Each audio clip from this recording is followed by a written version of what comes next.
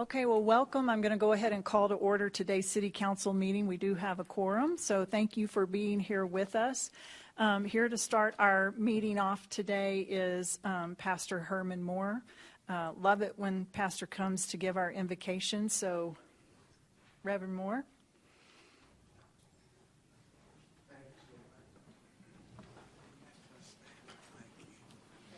Thank you. Let's bow.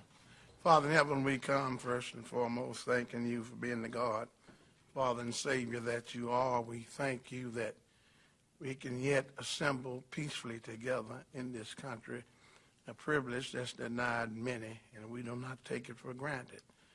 Thank you for this council, Lord, that assembled here, and the laborious task they put forth in the days gone by, oh God, and so we just pray that you would continue to strengthen them as they try to govern this city, encourage them and with the power of your Holy Spirit. And we thank you for them, and we ask you to bless this meeting as we try to move forward. Lord, guide us and govern us by the power of your Holy Spirit. In Christ's name we pray and thank you. Amen. Amen. Amen. Thank you. Will you join us in the Pledge of Allegiance? I pledge allegiance to the flag of the United States of America and to the republic for which it stands, one nation under God, indivisible, with liberty and justice for all.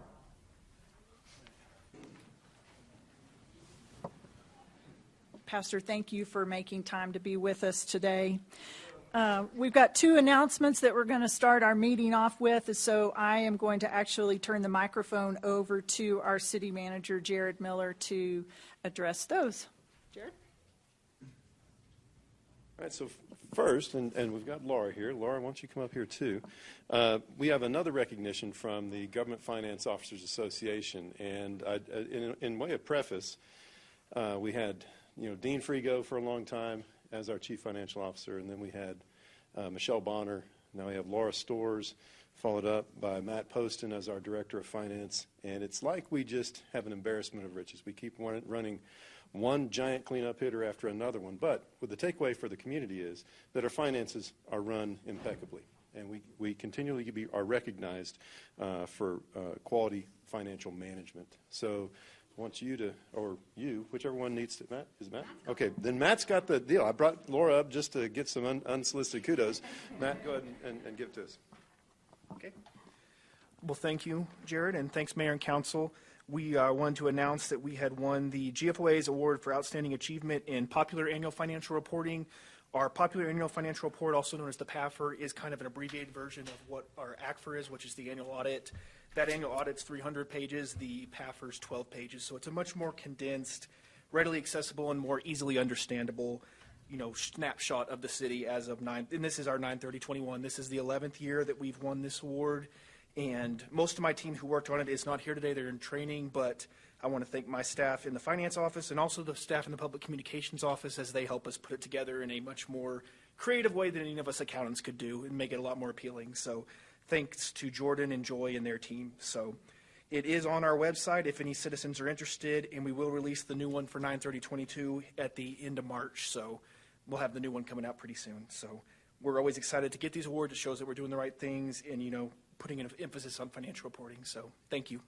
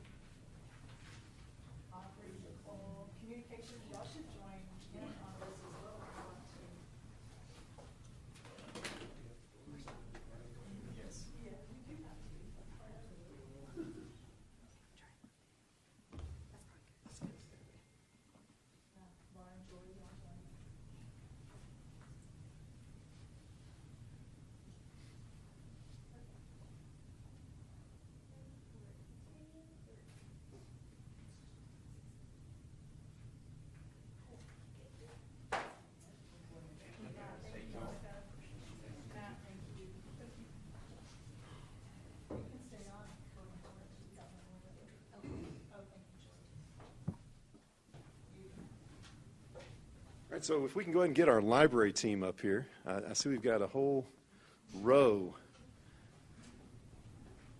of library professionals. And Amanda, why don't you come on up here? So we have also, and this one is a big deal. You don't get this every year. I think we've gotten it for the last number of years, but we've been recognized by the Texas Municipal Library Directors Association for the Library Excellence Award? Yes, Achievement of Excellence. And I don't know that I've been at many cities that have ever gotten this, not as many times as we have. So Amanda, I'd like you to walk us through it and allow council and the community to show appreciation. Sure. So just to explain what this is, it's given to libraries in the state of Texas by the Texas Municipal Library Directors Association. And in order to qualify, we have to meet criteria across 10 different categories. And it's not easy to achieve. Out of the almost 600 public libraries in the state, we're one of, I think, 57 that got it this year. So that makes us the top 15%. And the reason we earned this award we have earned it the last 8 years. You see just a small representation of the almost 80 people we have across 5 locations who work very hard every day to provide outstanding services to the community. And I'm just so grateful and honored to be among them. So, and this also wouldn't be possible without the support we receive from council and our library advisory board, our Friends board, city management, and of course all of y'all, our community. So we thank you so much for your support.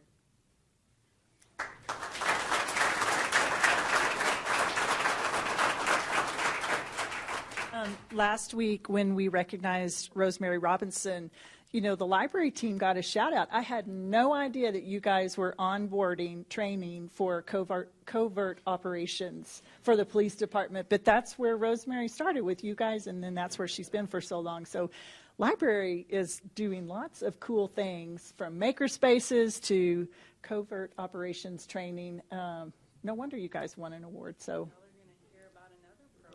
Okay, can't wait, can't wait. So I think that's fabulous.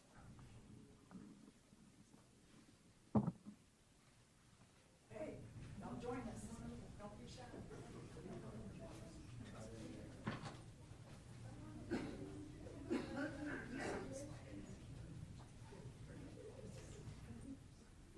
How's that look? A little bit more on this side.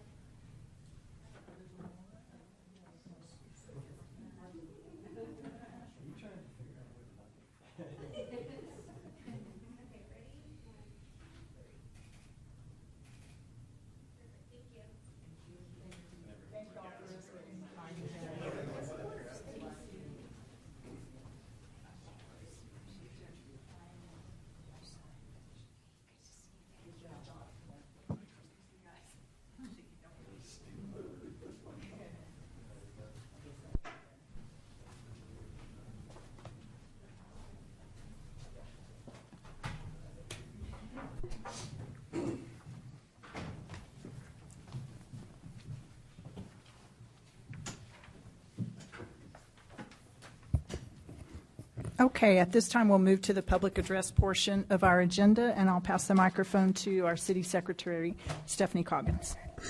Thank you, Mayor. Thank you for participating in today's City Council meeting. Your input and your opinions are important to us, and we're glad that you're here to share them. At each posted meeting, we invite our fellow community members to address City Council regarding posted agenda items. Every speaker has 3.5 minutes to address the council.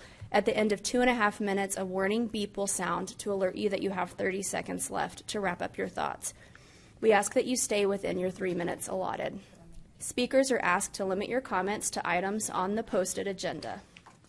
We do not have any public hearings today, so public address will be our opportunity to address council.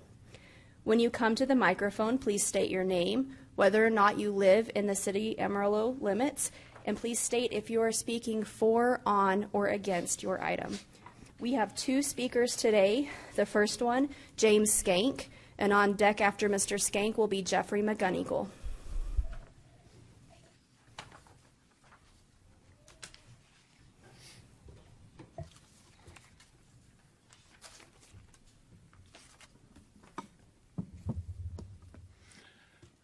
Good afternoon. You have all my information on my form. I live in this city. Once again, I'm bringing and attention to an agenda item I would like to see brought up is a discussion about what we should do with public address. As was brought out last meeting, when we're having to speak on something that's on the later agenda, it's the cart before the horse. We haven't heard what you all talk about. We haven't heard what you're considering.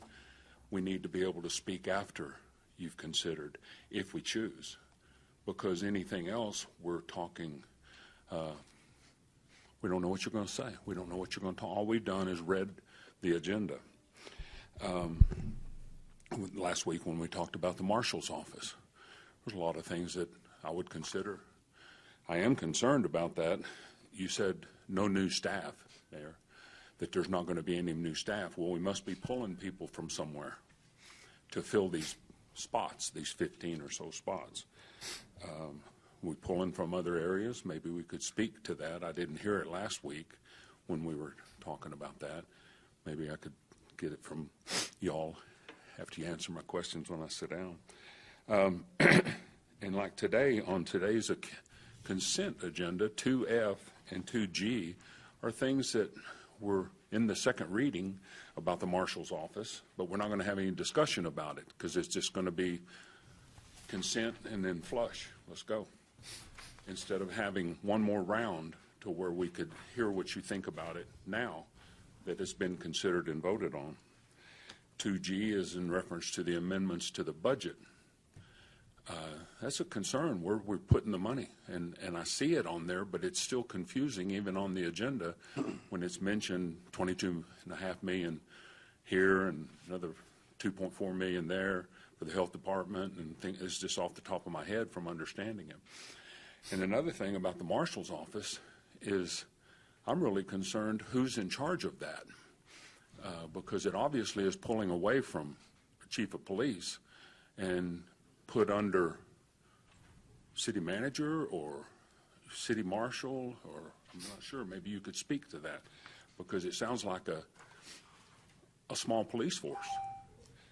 And then one other final item. We have an appeal going on. I plead to you, stop. Quit wasting the city's money on any further appeal proceedings with the Fairley lawsuit. You need to drop it. It's a waste of money and a waste of time. So please consider that, because y'all could pull the strings and stop that. Brian and his staff. Thank you, Mr. Skank. Next is Mr. McGonigal, and as he makes his way up, Council, we did have one public address comment provided via the website that did not wish to speak today, and their comments are in front of you at the dais. Mr. McGonigal. Please be before you, Your Honors. One thing I just want to say real quick on top of Mr. Skank. I'm actually a specialist in communication. I taught kids with autism for many, many years. And this communication system right now we're using in here is broken. It's clearly broken. That's an expert's opinion. I want to talk about 8045 and the beautification of the city. But I'm going to tell you, and part of that is I'm going to tell you a beautiful story, one of the three greatest things that ever happened in my lifetime. I've got this 27-year-old son with severe autism. His name is Clay. You'll hear about him. And when he was 5 years old, I was getting my master's in special education, teaching kids with autism. And I went in a group about your size, about 50 of my peers. And I was like, I don't know if I want to talk, but I got to tell them something. So I stood up and I said, you guys, you know what? It was one of the greatest days of my life. My son pulled his pants up today. They stood up, they cheered, standing ovation. It was excellent. It was beautiful. That was beauty. That was beauty. And when I talk about a standard of excellence, the amount of effort for him to pull his pants up compared to the average person, and we do, life is easy. It is so easy. It's easy to be excellent. If you want to debate beyond that, I'm willing to, but I've been around lots of folks that their lives are very difficult. Ours are easy. So yesterday, I went for a walk. Bell to Olson to Western, up 34th back to my place, South Bell. And as I'm walking, I'm on my quest for excellence. I'm on my quest for excellence. And what I saw was the good and the bad of the ugly. And lots of ugly on those streets. Lots of ugly. So if I'm like Miss Hinckley, my third grade teacher, if she were to give a grade to the level of excellence, 1 to 100, we'd get an F. We'd get an F for the filth, for the liquor bottles. I think we got a drinking and driving problem here. The stuff in people's yards, it was just filthy. It's filthy. I'm hearing a lot of great things today. Standards of excellence, the library, the finance, that's excellent. It's easy to be excellent. It's easy to be excellent. So in 80-45, as we develop these areas, we've got to have an excellence of cleanliness. Cleanliness is next to godliness. It's the first thing we've got to do. It's the first thing we've got to do. What I'd like to see, again, the legacy, there's somebody on the board that's in charge of the beautification. It's part of that. So a legacy can be a beautification awareness program for the next leaders to come in to have the momentum to clean this place up. To clean this place up. And my last thing is, how's that party going? May 6th, the legacy, remember. Thank you, Mr. McGonigal. And Mayor, that concludes public address. Thank you, Stephanie. Item 1A is a review of the agenda items for the regular meeting and the attachments. Council, do you have anything you need information on right up front before we dig into the agenda? Okay, I'm going to move on to item 1B, which is the Girls Who Game presentation. After that, though, Council, we are going to switch over and do item 3B, which is hearing our audit report.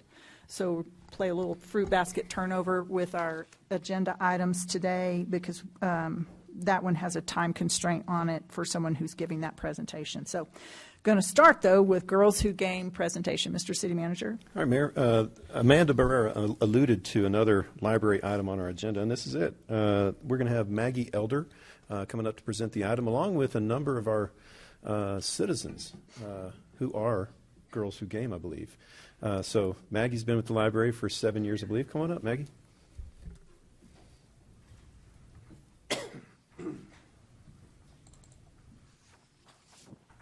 Hello, my name is Maggie Elder, and I'm one of the youth assistant librarians at the Northwest Branch. I have been heading the Girls Who Game project, and I am extremely excited to share it with you. All right. Yell if you have to. That was the first rule devised by our freshly formed Girls Who Game team. Yell if you have to. And it's something we've taken to heart. It started in our first session when I told them they, as the founding members, get to make the team rules. There were plenty of perfectly reasonable suggestions, but this one alone has stuck to me this whole time. It was the first moment I thought, oh, this is going to be fun. For the record, the rule came about when one person said, no yelling in the library, which is a perfectly reasonable rule. But another brought up the very valid point of, what if there's an emergency or someone's on fire or something? And thus, yell if you have to was born. From the start, our team has been one to follow their own path, look for creative solutions, and to come at a problem with empathy first. And, of course, they're never afraid to make some noise, because from that noise comes change.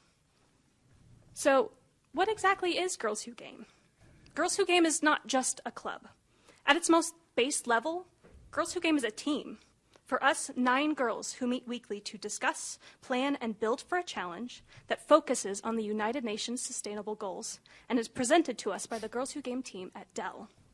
The girls have roughly 12 weeks to figure out how they want to approach their challenge, even communicating with professionals in the field, and then prototype and build that solution in the Minecraft Education Edition. You may be wondering how all of this came about. In late 2021, we got in contact with Dell, more specifically their education outreach, and learned about a program that they had launched in 2019 called Girls Who Game. Through their connections at the city, Dell had learned about an ongoing STEM program I had created called STEM Lab and thought it would be a really good opportunity to branch into another area of education. And since it's the core of Amarillo Public Library programming, to focus not only on literacy, but science, technology, engineering, arts, and math, all of STEAM, we knew this would be a perfect fit. As an experienced Minecrafter myself, I was so ready for the challenge. And while gaming is one of the most engaging and versatile ways to present STEAM concepts to a wide range of learners, Minecraft does this like no one else. There are currently around 300 teams worldwide, but we are the first and only public library team, with the rest being based in schools. To get started, we sat down with the team at Dell talking through logistics and what exactly this program would require.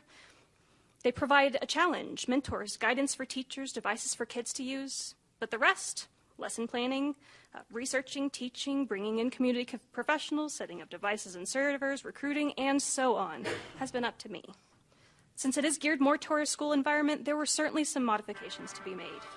For the moment, however, I'd like to introduce our team, the Amarillo Axolotl Agents.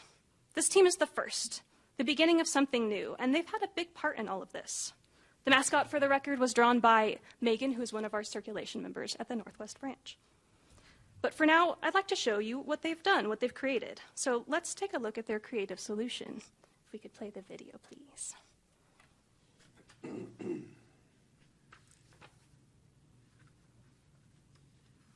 Hello, we are the Axolotl Agents, and this is our sustainable school. Sustainability means taking care of the earth and using our resources in a way that means that it will still be there for people in the future. So let us show you what we've built. The main floor. The main floor is wide and open. It has big windows for light. There are recycling bins and flowers everywhere. We're decoration and good smell. This is the service animal training room. The service animal training room is to train service animals. It is also a place for animals to go to the bathroom and rest.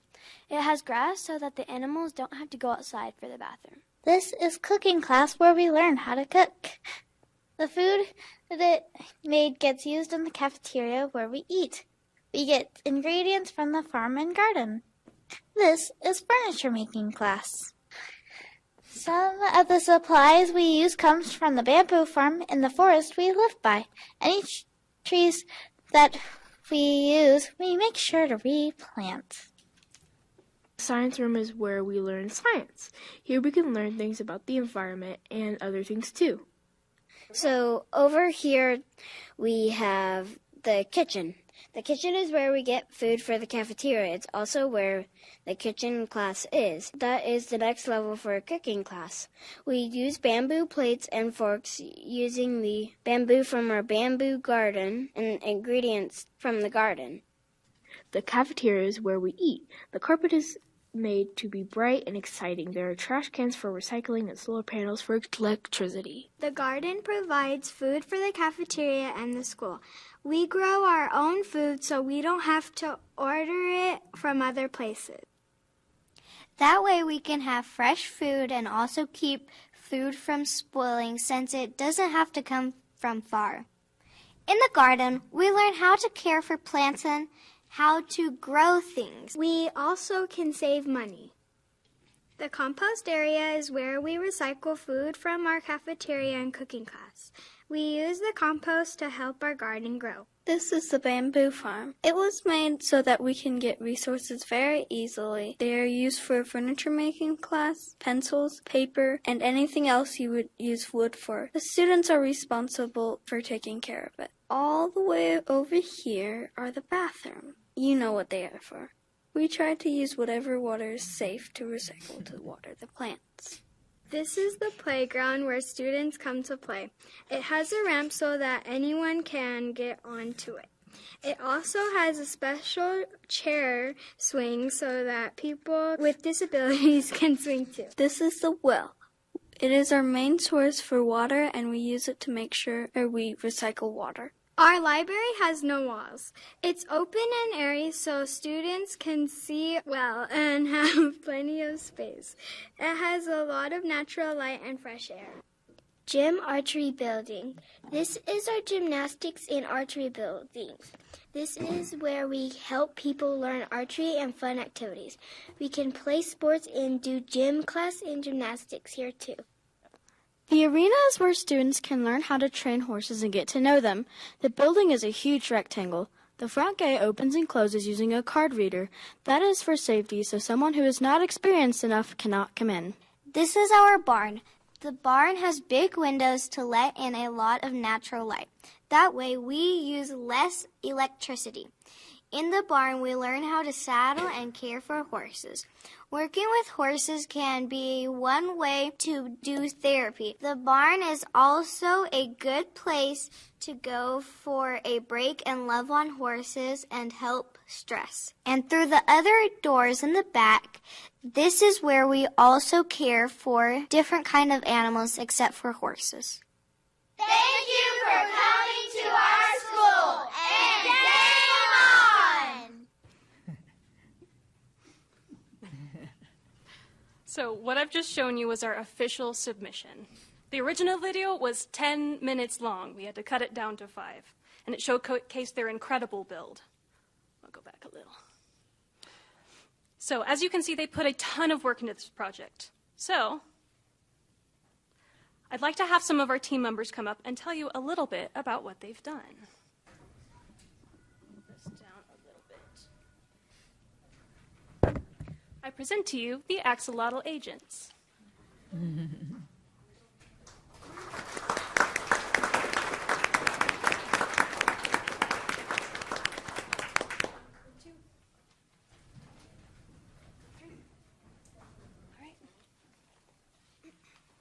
Hi, my name is Ava.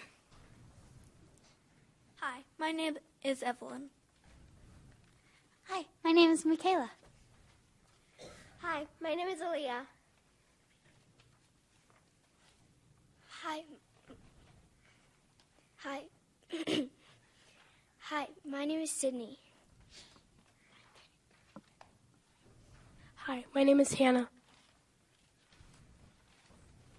Hi, my name is Percy.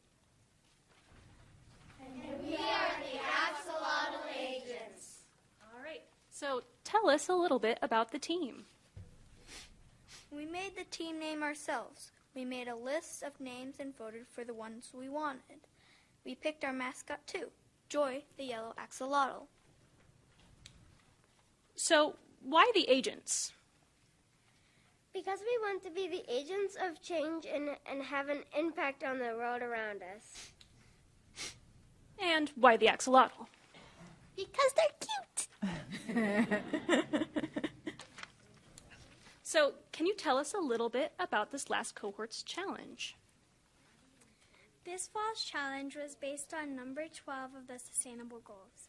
The challenge, how might our school be a more conscious consumer and producer, and what can we do about it? So our team approached this challenge with an abundance of enthusiasm.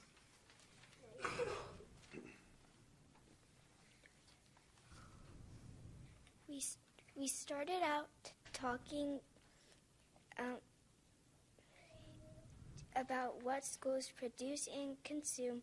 We use those as our main point. Then we split into 2 groups and came up with ways to solve these challenges. We came up with all the solutions, the classes, and even ways to make it more accessible and inclusive.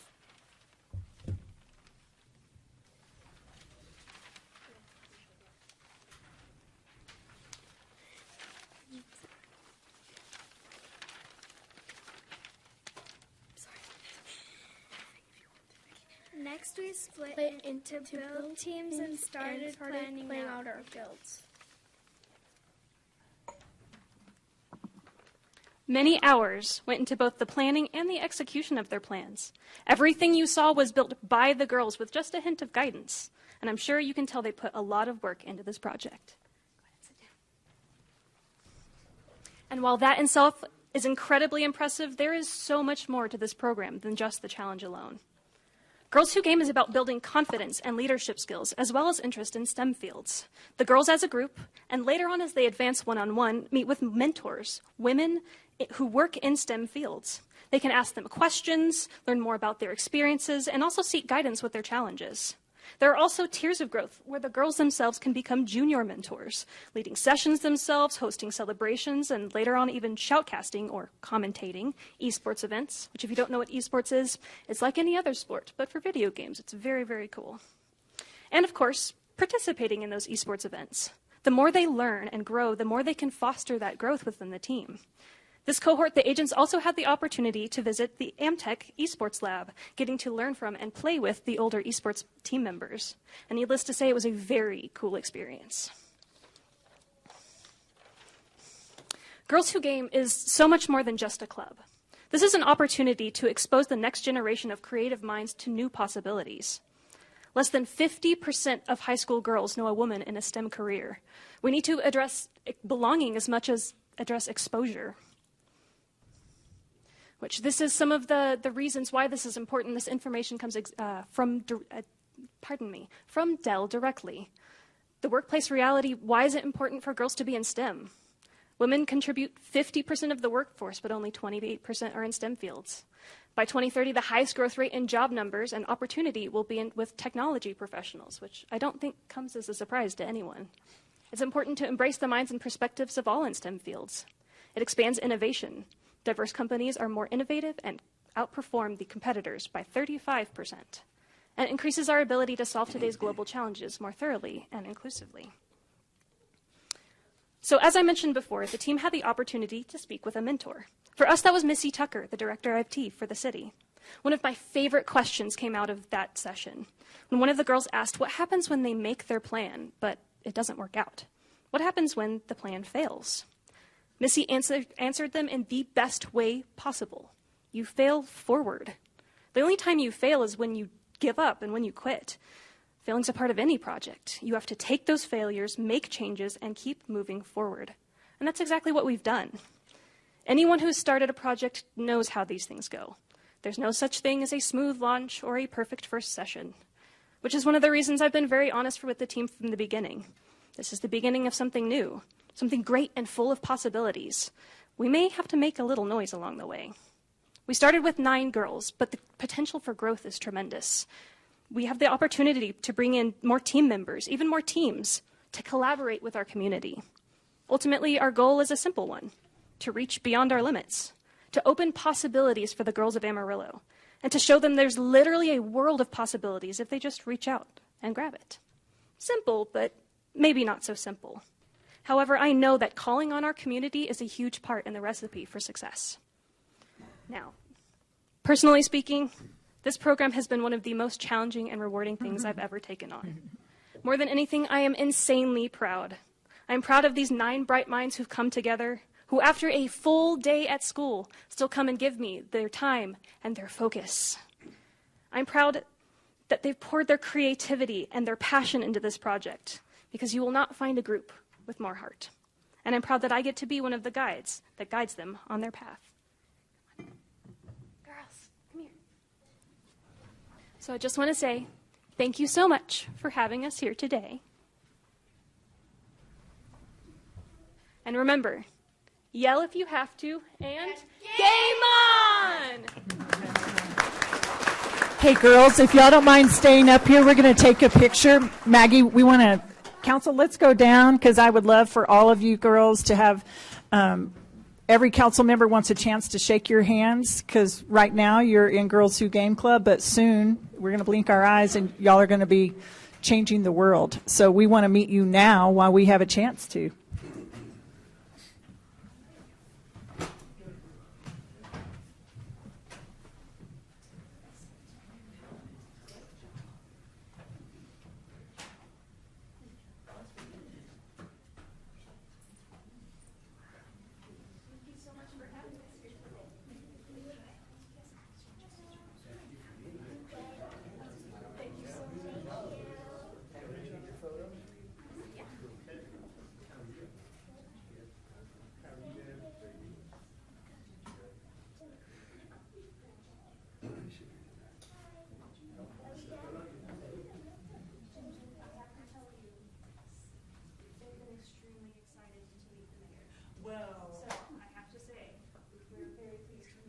All of council is excited about meeting you guys and the work that y'all have done together. Hi, I'm Ginger.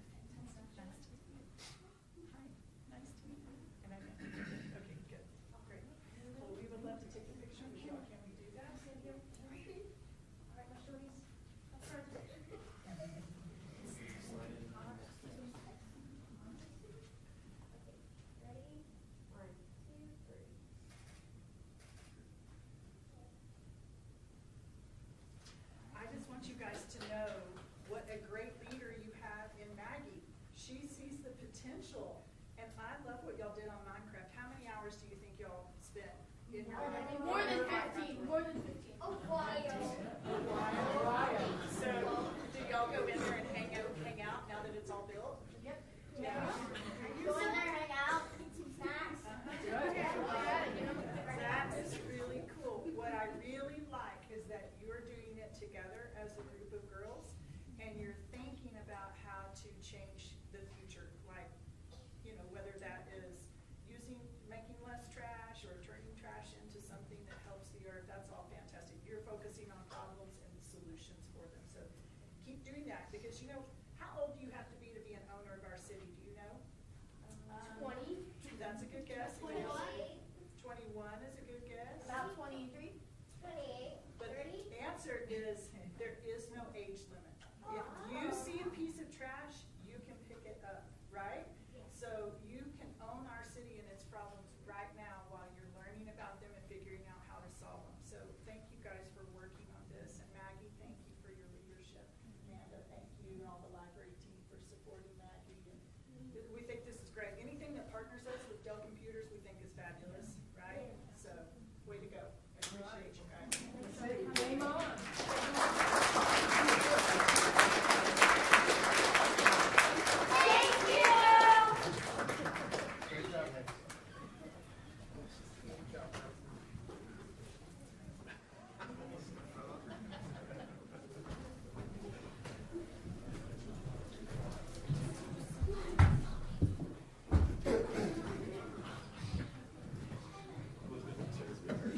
Right.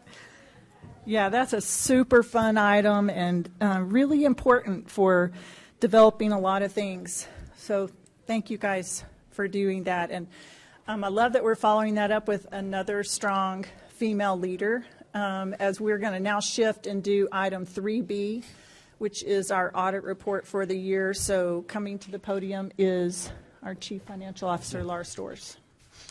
Thank you, Mayor and Council. Speaking of fun items, this is one of our funnest items for the year. I will go briefly over this. This is our annual audited financial statements. And Laura, was that accountant humor? Yeah. I didn't hear any laughs. Yes, so. I just wanted to make sure. Yeah, so on our audit, you guys already saw a presentation related to our popular annual financial report, which is kind of a scaled back version of our annual audit. At the dais at each one of your places, you should have a binder with a draft copy of our annual audit, and I'm going to briefly go through this. I would love to go over all 300 pages, but I don't want to put anybody to sleep today. So I will just briefly go over the highlights. First of all, I want to thank Matt Poston, our city finance director. He was up here earlier.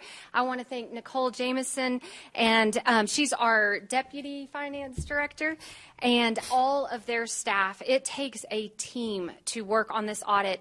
I understated it this morning and said we've been working on this since probably September, but I was corrected because it's been probably since July. So we start working on this audit with our external auditors in the summer prior to the year end that it covers. And so we do have 15 degreed accountant positions. Along with those, 3 of those are actual CPAs, and they all participate in the audit process. So it certainly takes a large team. I want to thank Janie Arnold.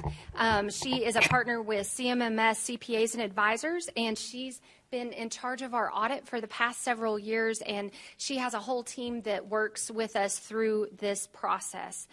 As we mentioned at the last meeting, last week, the annual comprehensive financial report receives the Certificate of Achievement for Excellence in Financial Reporting. And if I remember correctly, I think we're on year 46. Matt's nodding his head yes. So many, many years and decades of awards and recognition on these audited financial statements. And that is a challenging task to achieve each year and takes a lot of work. So in front of you here, you've got your financial statements. I'm going to only hit a couple of spots on it. The first one is on tab number 2 in your report there. It's page 1 in our financial statements. It is the financial statement opinion. related to the report, and what we received this year is an unmodified or clean opinion. That is the opinion that you want. That's the best opinion you can get from your auditors. The next thing I wanted to briefly go over with is tab 5.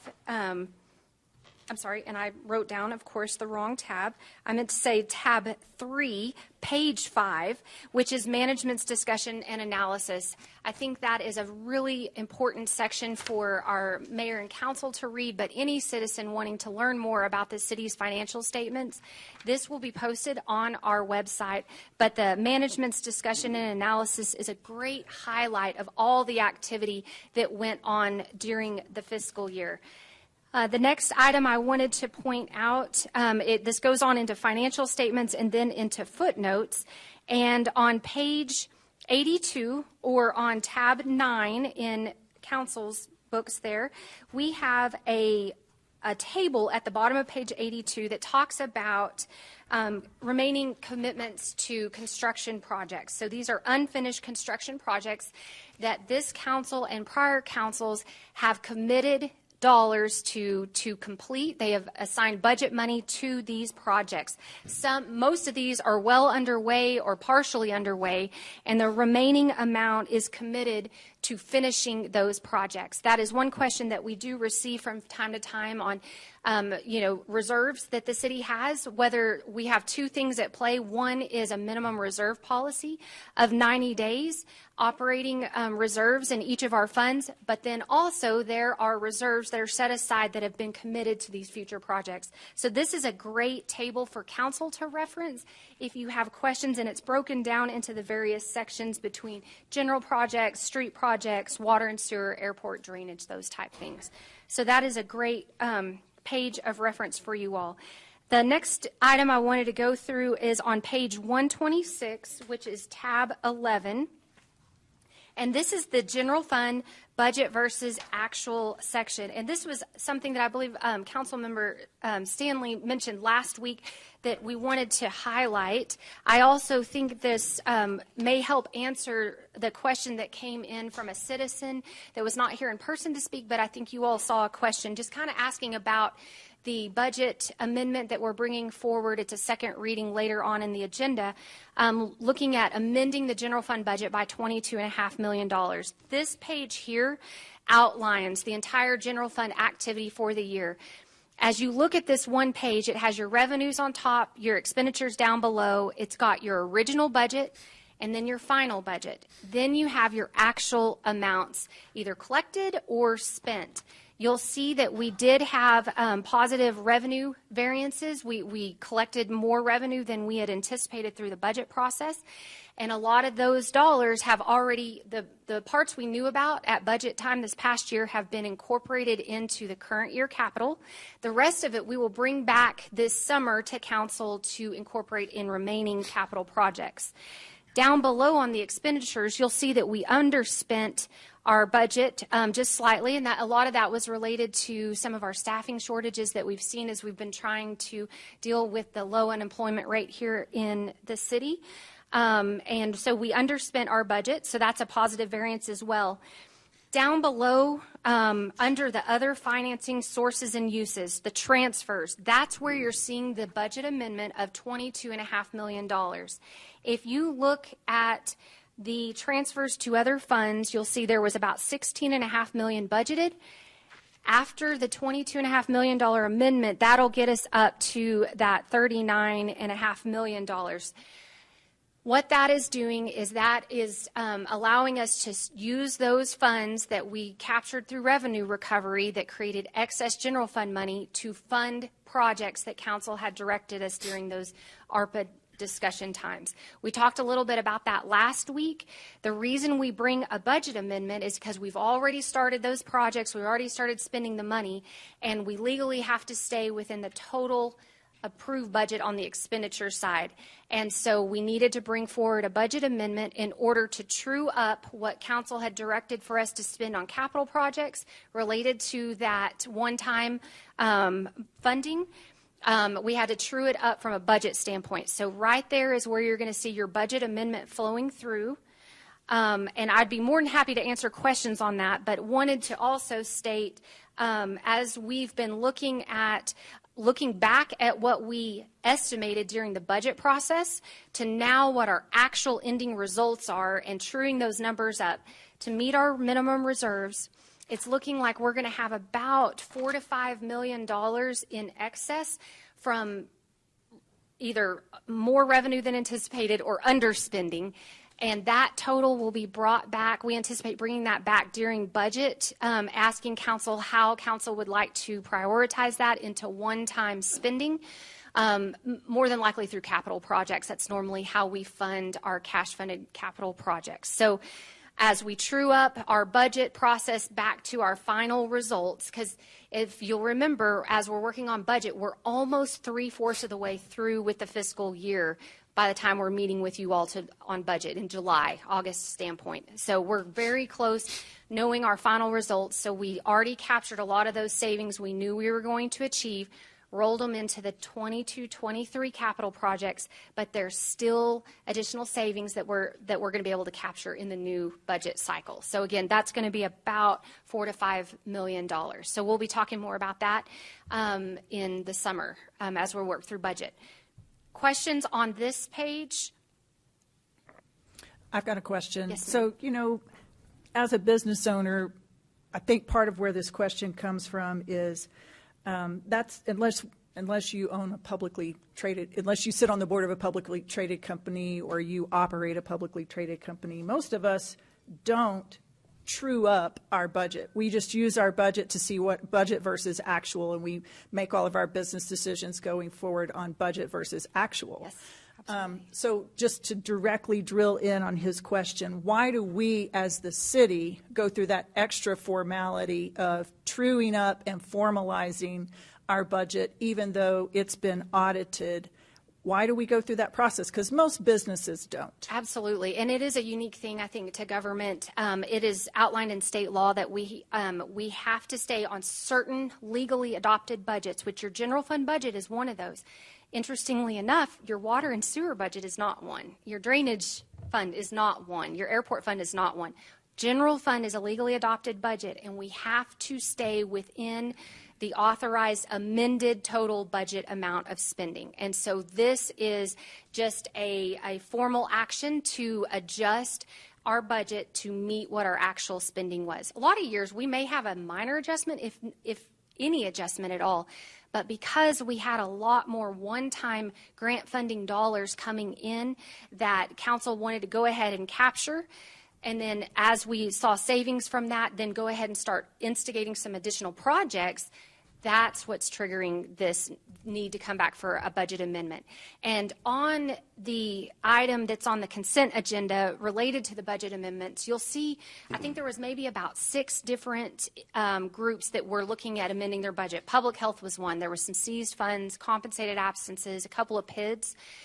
Those are also legally adopted budgets, and so if they spend outside of what their original budget was, we have to amend the budget to meet and exceed what they actually spent. So it is an interesting difference between government and, a privately run business, because that isn't really how, you set a budget and you hopefully stay within it. And state law doesn't, state law doesn't impact my business budget, but that's true. The short answer is state law requires it. Absolutely, yes. And then I know there's another question hidden in here about audited versus unaudited, because you do the audit, then you come back and amend a budget that's already gone through the audit process. Can you explain how that little space in time gets covered so that there's never a change to the budget that isn't audited? Yes. But explain that, please. And what we have done historically, and I know different cities handle this different way. I've talked to other finance directors across the state. Some people, anytime something changes, they bring a budget amendment to their council.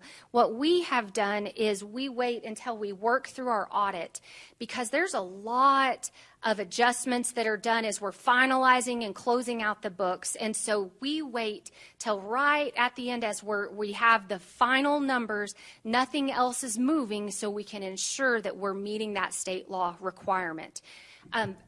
I hope that answers maybe what your question was. So that's why there's a lag between we're adjusting this as of 9/30/22, but we didn't, in our minds, we don't want to come back and ask council time after time after time after time again. We want to make sure we've got the good final number and then come back and say this is what we're needing to amend the budget to stay within that legal amount. And so the audit that we're about to review and go over considered those changes. Yes, yeah. Yeah, and that's the point that I wanted to make to answer that citizen question is even though the process of the audit is delayed enough that it lets those final numbers come in, and so this audit does cover and consider any amendments to the budget. That is correct, yes, and it flows through here on this page 126.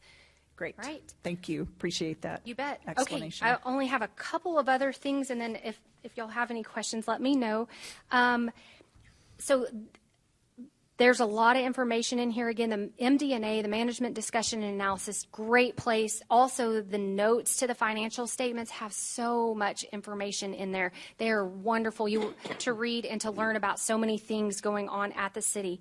If you'll turn to the very back of your books, there's a back section with some new numbering tabs, and this is our single audit, which covers all of our federal and state awards. We have a separate audit done on that. Can you give me that page number? So it's there's actually, I'll start you on page 1. There's a very back section. Of the yellow tabs. Go past your yellow tabs. Ms. Laura, I don't think their books are tabbed. I don't think their books are tabbed. Okay. So you're in So the they're very kinda- back page. Go one. to the very back. Is there maybe like a blue or a colored divider towards the back? Gotcha. Okay, go right past the divider. Okay, right past the divider, this is a single audit, and again, it covers all of our grant awards, both federal and state grant awards.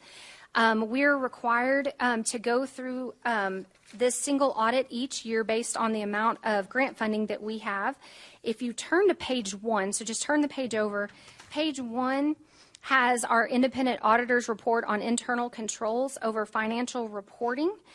And it discloses that there were no findings of noncompliance. So that is what we want in a report like this. Then we also have a report on compliance and internal controls for the major programs.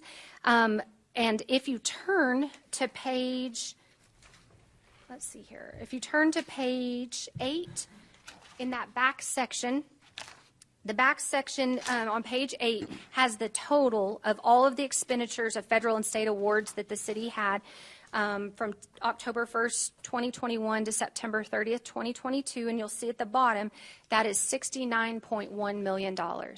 Now, again, keep in mind, we have had an influx of grant money coming in the past couple of years related to COVID. We had a lot of CARES Act money, we had ARPA money, and in multiple areas across the city operations. And so there's a lot of grant money. It's been a wonderful thing and a game changer in a lot of areas in our community. And so, but it goes through a very stringent audit process. And we are happy to report there were no findings this year. And so we're very pleased with the results from the single audit on our for September 30th, 2022. So with that, I also want to thank our audit committee that came out this morning and went over this document. It took us about an hour and a half and took a deeper dive through this document. So really appreciate the time. Councilmember Powell and Mayor, we appreciate y'all coming, and Jared, you as well, coming out and digging through this document. We also had Dean Frigo there with us this morning. And we went in a deeper dive, asked a lot of questions, and had a lot of good information shared. So really do appreciate that. So with that, I will answer any questions that you have. Otherwise, we are looking just to have council accept this audit. Before we do questions, council, I just would turn it over to Mayor Pro Tem Powell to ask anything you want to add to that report. Yes, and I do have a question. So this was, Ms. Laura, this was back on tab 9, page 82, I believe it was. Yes. So those dollars that are already committed towards projects. Yes. So are all of those projects under contract? I would say the vast majority of them are, yes. Okay. They are under contract, and so we have already brought those to y'all in a separate step. Anything that was over $50,000, we would have brought to y'all to award a contract related to it. So, but as you know, construction takes some time. Also, even ordering large items takes time. There's a lot more lag time, and so that's where you're seeing there's still quite a bit that's still committed to finalize those projects in the future. Okay, let me see here. Trying to get all my notes in order here.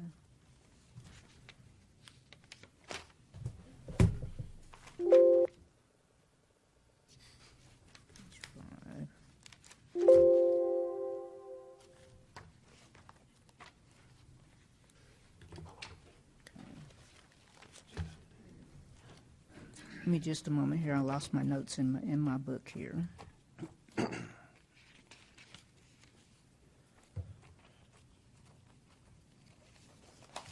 While you're flipping, Frida, I'm going to mention that I thought the increase in our debt service, you know, that's one number that I think citizens are really interested in. How much total debt does the city have? And we have seen our total debt go up since 2016. But really the majority of the reason why is because voters approved $100 million in streets projects and public safety projects when they approved those two bonds, Prop 1 and Prop 2 in 2016. So just like what you were saying is just because they approved it in November of 16 doesn't mean we turn around and that very next year issue $100 million of debt. We then begin designing projects and rolling them out, and it takes 5-ish years to move a big project. So a lot of that debt that was approved by voters in 2016 is just rolling out, has just rolled out really during the last 5 or 6 years. And so a lot of the major factors for why our debt has increased is tied directly to that voter-approved spending, $100 million. Yes, that is correct. And that was the plan as we talked with voters about going to the polls and approving something of that scale, that we would then issue the debt as we went. We wouldn't issue it all up front and just hold on to the money, knowing that it's going to take many years to complete, $100 million plus of projects. And so we did issue debt beginning in 2017, and our last debt issuance associated with those 2016 bonds was in 2021, but the debt service didn't come on until 2022. So we just saw the full effects of the entire amount of the 2016 voter-approved bonds.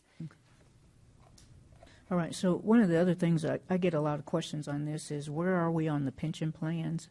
And so when we were going over the budget this morning, I noticed that we are well over the 80%, which is our target for the pension plans, and that's our minimum target. Yes, that is correct.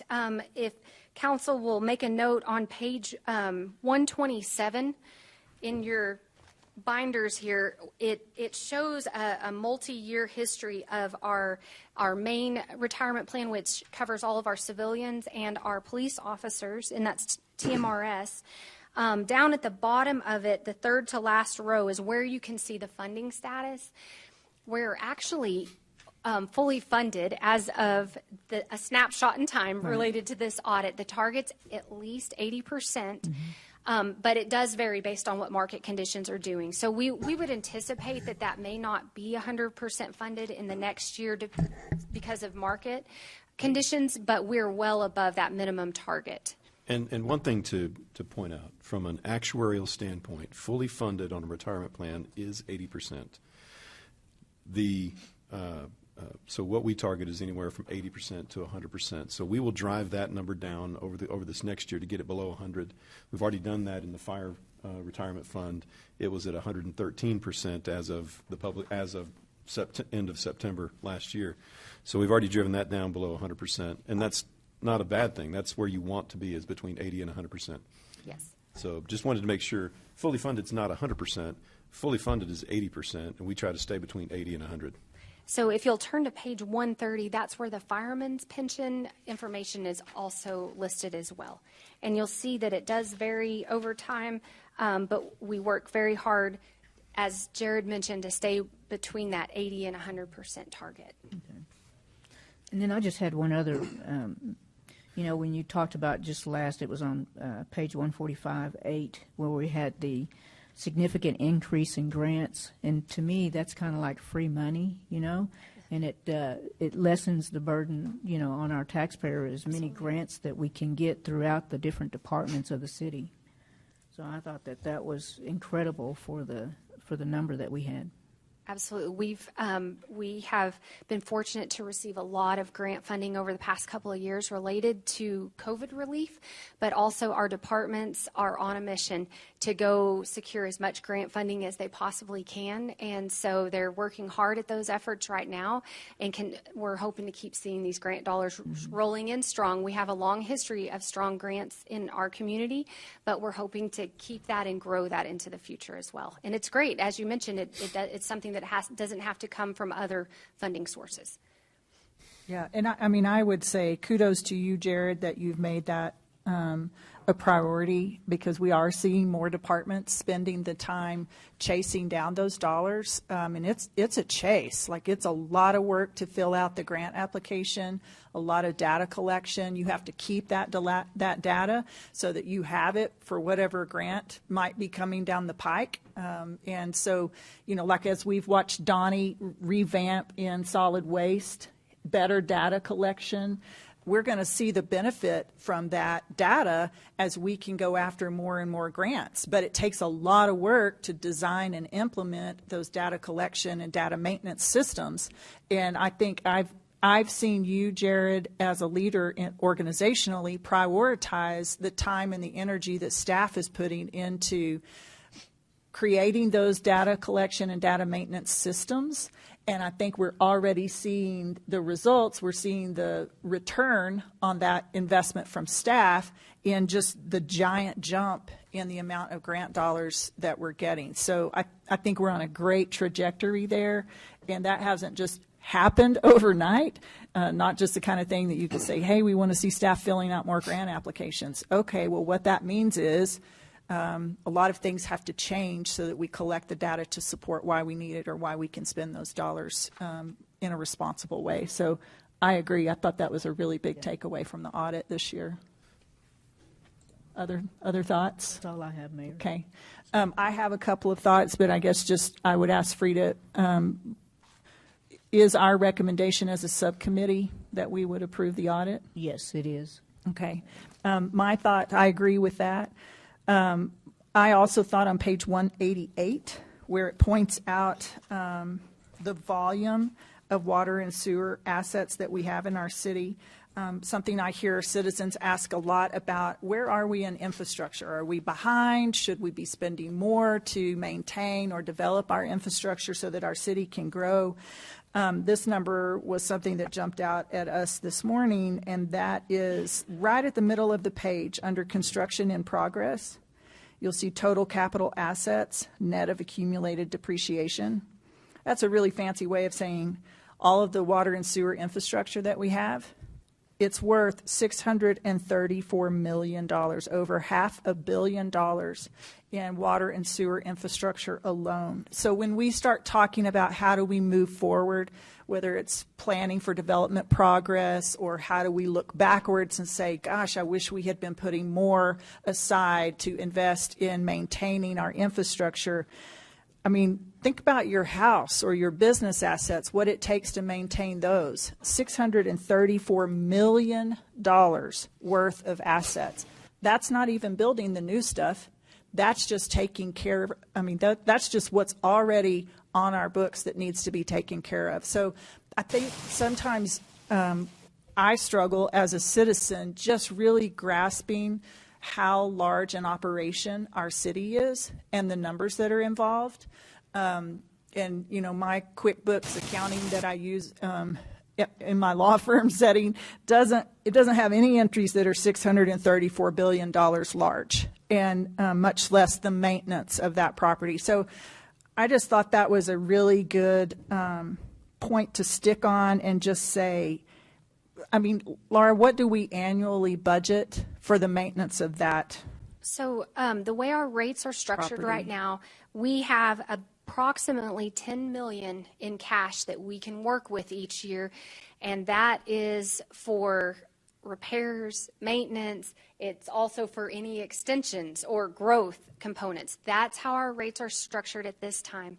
The past few years, we have asked council through the budget process to increase rates to support debt issuances so we could take a bigger chunk at either making repairs or replacements or doing some extensions for our growth in our community.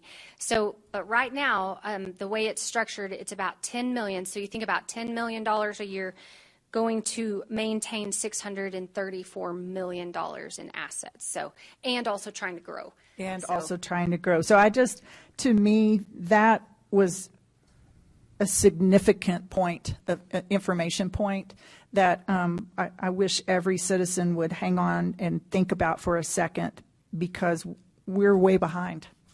We're way behind, and if we want to do a good job of taking care of our infrastructure, we need to make some changes and shifts. And we heard that from our Planning for Development Progress Citizens Committee as they talked about a street enterprise fund or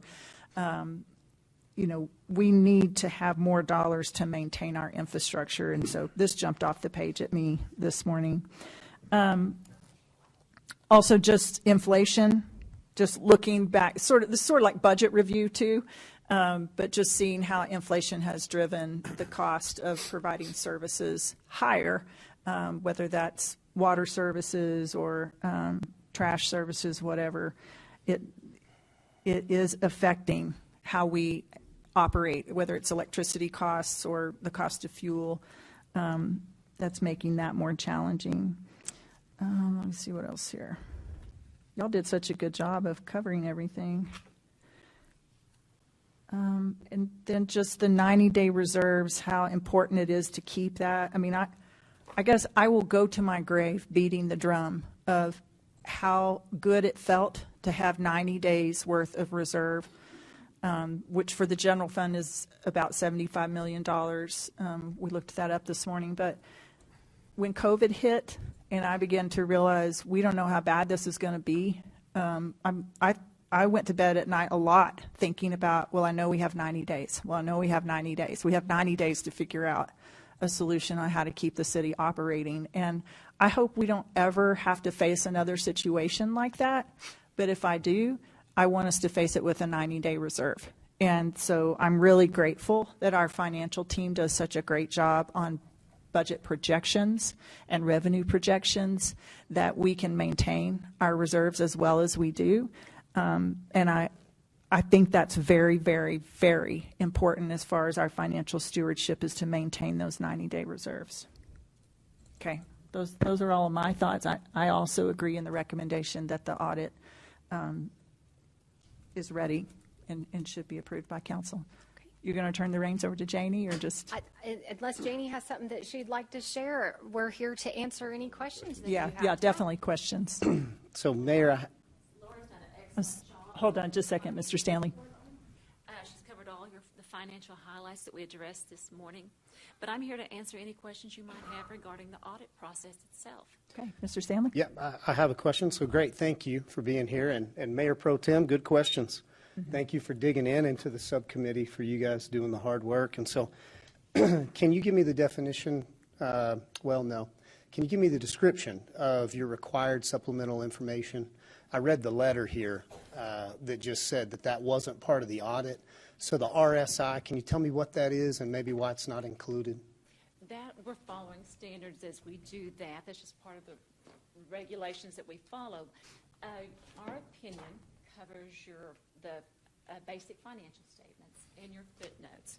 So those are prepared in accordance with GAAP. So there's certain standards we have to maintain. When we get into RSI, those don't necessarily follow GAAP. Sorry, is this better? Pardon me. The presentation does not follow GAAP, but it is subject to audit. So we provide in relation to opinions on that. So there's various levels. You have 309 pages. When you get a PDF, it's 309 pages. So within the report, there's certain areas that are prepared in accordance with GAAP, And so we express an opinion upon that, and that's an unmodified opinion, a clean opinion. And that means that you've complied with all standards.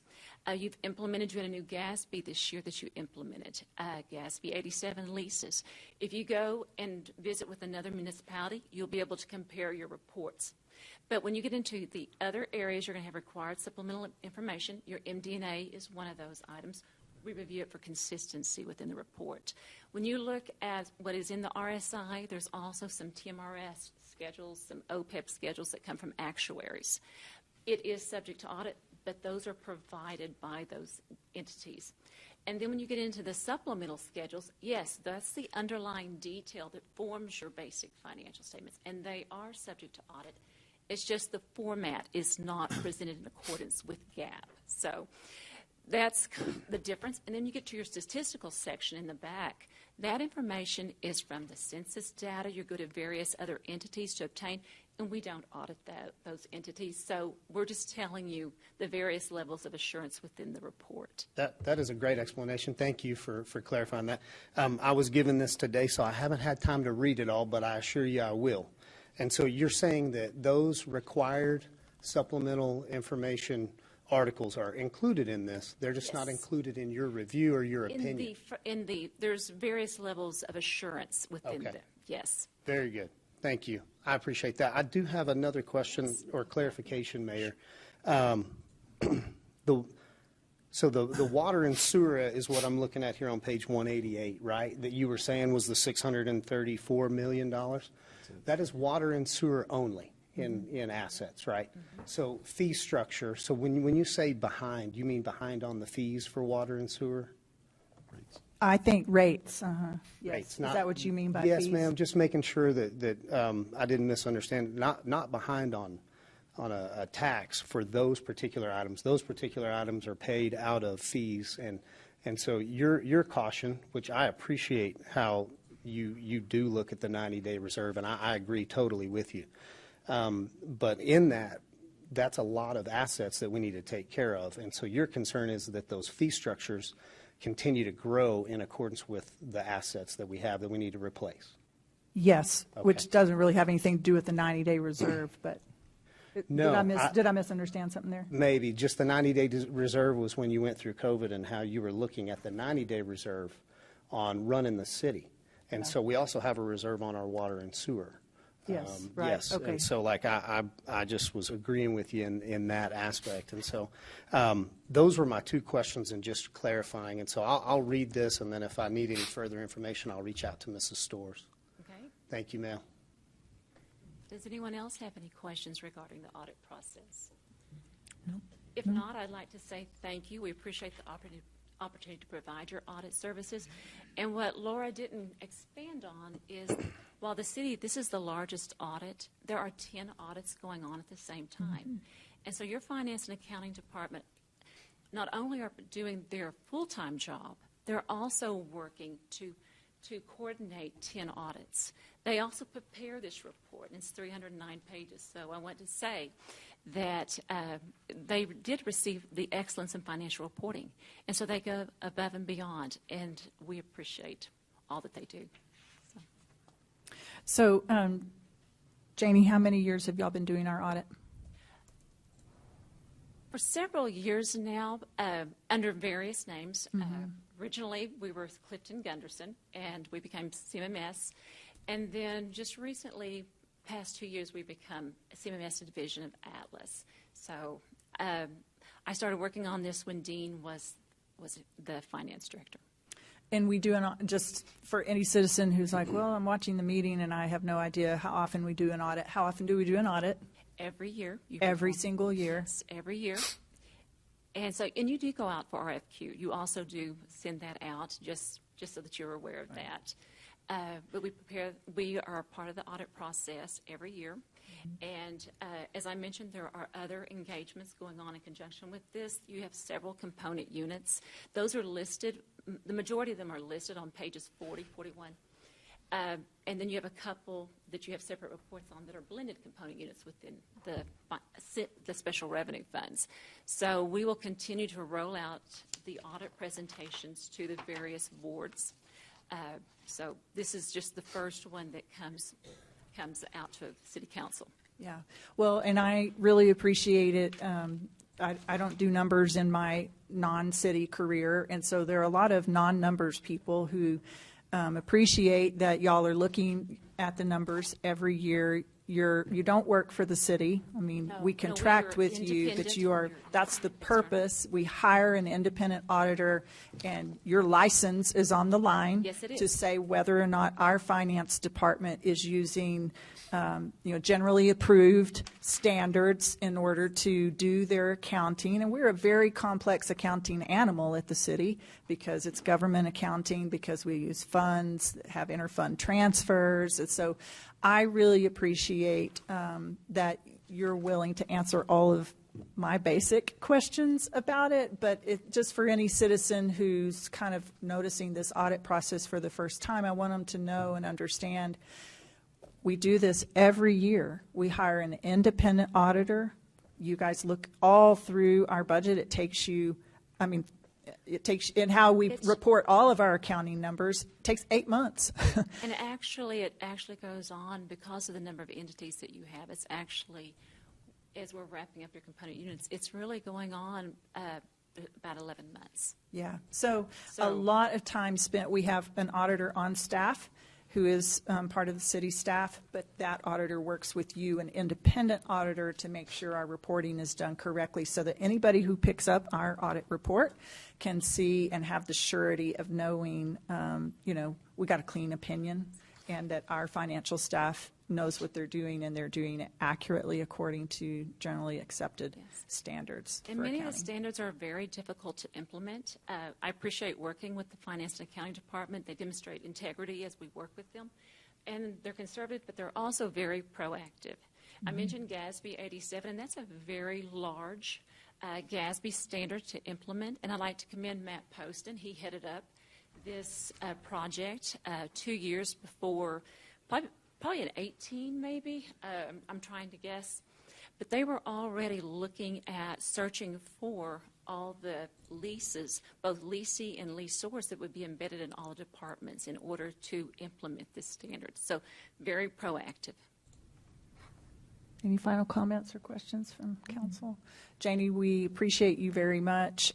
Matt, Nicole, Aubrey, everybody that works in the finance department, we appreciate all the work. Absolutely, y'all are deserving of the awards that you've been receiving, but it's projects like this coming across the finish line that, take a breath, and then tomorrow you've got to start on the next one. But we do at least want to give you a pat on the back for all that you do day to day. Appreciate that. Do we have a motion with regard to accepting this item, council? So, Mayor, we have a motion from our subcommittee, which is to move to approve the annual comprehensive financial report for the year ended September 30th, 2022 as presented. So we just need a second for that. And I'll second it as the other member of the committee. Any questions about the motion? Further discussion? All those in favor, please say aye. Aye. Anyone opposed, same sign. Okay, that motion passes with the 4-0 vote. Janie, thank you very much. And thank you very much. Thank you, ma'am. Thank you very much.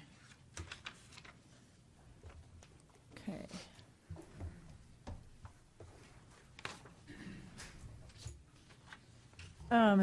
Back to our discussion agenda, item 1C.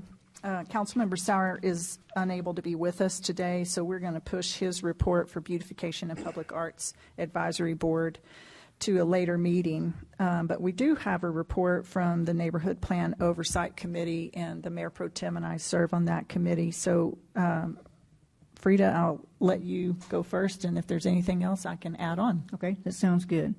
And so our committee met last week, I believe it was last Thursday when we met. And so the neighborhood project, San Jacinto, they're working on the sidewalk cost share program, and they have solicitations for bidders that will be sent this month. They're working on creative crosswalks, and solicitations for bidders will be sent in the next month as well.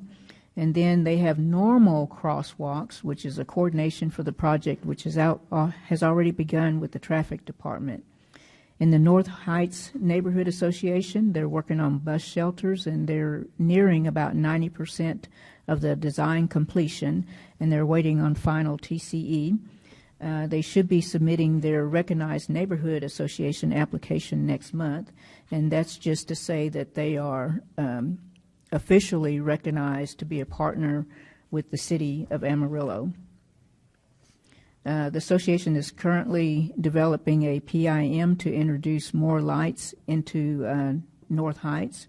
The planning department is currently working on the RAISE grant for the North Hughes completion project and plans to submit it next week. Then there will be a community meeting on February 23rd to hear citizen feedback, to get additional community insight about what they want to see in the neighborhood and what is currently in the process of being improved in the neighborhood itself.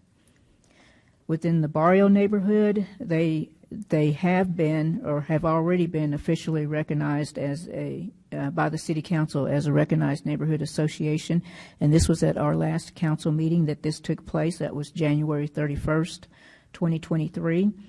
They're also working on the Southeast 10th Avenue streetscape.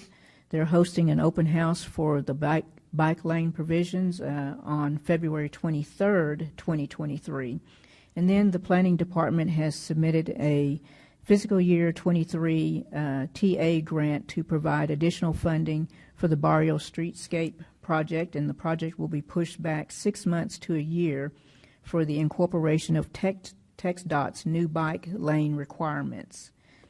And then the East Ridge neighborhood plan, they have a monthly roll-off program, and these are roll-offs that are placed by Public Works on the third weekend of each month, which allows the citizens in that neighborhood, if they have any type of debris or just bulky type items, they can put those items into the roll-off. They're also working on street lighting, and city staff has received estimates for approximately 48 proposed new lights within the neighborhood. The project is to go before the East Ridge Community Association for approval, hopefully later this month. Did you have anything else you'd like to add, Mayor? I guess I would just summarize all of that. I think that was a fantastic summary by saying the neighborhood plans are definitely working. I would give a shout out to the leadership of Emily Kohler, but also to the action and implementation of Chris Jackson, who's working real closely with all 4 of those neighborhood associations in seeing them. As you can see, part of what I love about it is there's no cookie cutter thing happening here. Each neighborhood has prioritized what they think is important for their neighborhood, and they're clicking off their projects one by one. So not everybody is working on bus shelters, but some people are working on sidewalks. And I think off of this list, I'm most excited about the East Ridge neighborhood coming forward and saying, we think we need new lighting in our neighborhood, and our planning department working with them to coordinate putting up 48 new street lights in that neighborhood, and will just be a fantastic quality of life improvement, and who knows what other benefits are going to come as a result of that. So I just get really excited seeing people invest in their neighborhood and seeing the city partner through the work that Emily and Chris are doing. So, again, Jared, I think you've done a fantastic job in building that team. And this was started by the 2015-16 council, and we've carried it for 6 years. I think it's been a fantastic investment, and we're really starting to see some improvements happen in those neighborhoods. Well, along with that, we're beginning to see, a lot of the economic development. It's a very, very slow process. But, as Kevin Carter has been very successful in bringing these different businesses in, they're in different quadrants of our city, and so that's really helping as well. Yeah, it is. Can I make a comment, Yes, Mayor? sir.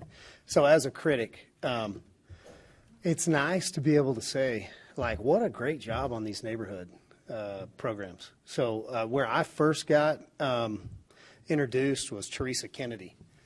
And so, she's a worker. And she said, she was like, hey, if you want to see what I'm doing, come on out. So she was running a pressure washer over on 10th underneath that underpass.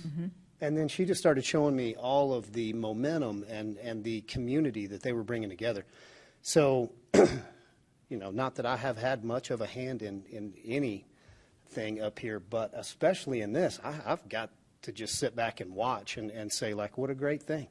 You know, I really appreciate your time, your effort, and what a good job for, you know, the previous council here, our council, and Elaine, I'm sure, as well, in kicking that off. I hope that thing sticks around for a long time, and I hope we continue to see more and more growth with things like that, because that level of community involvement is really what makes Amarillo unique.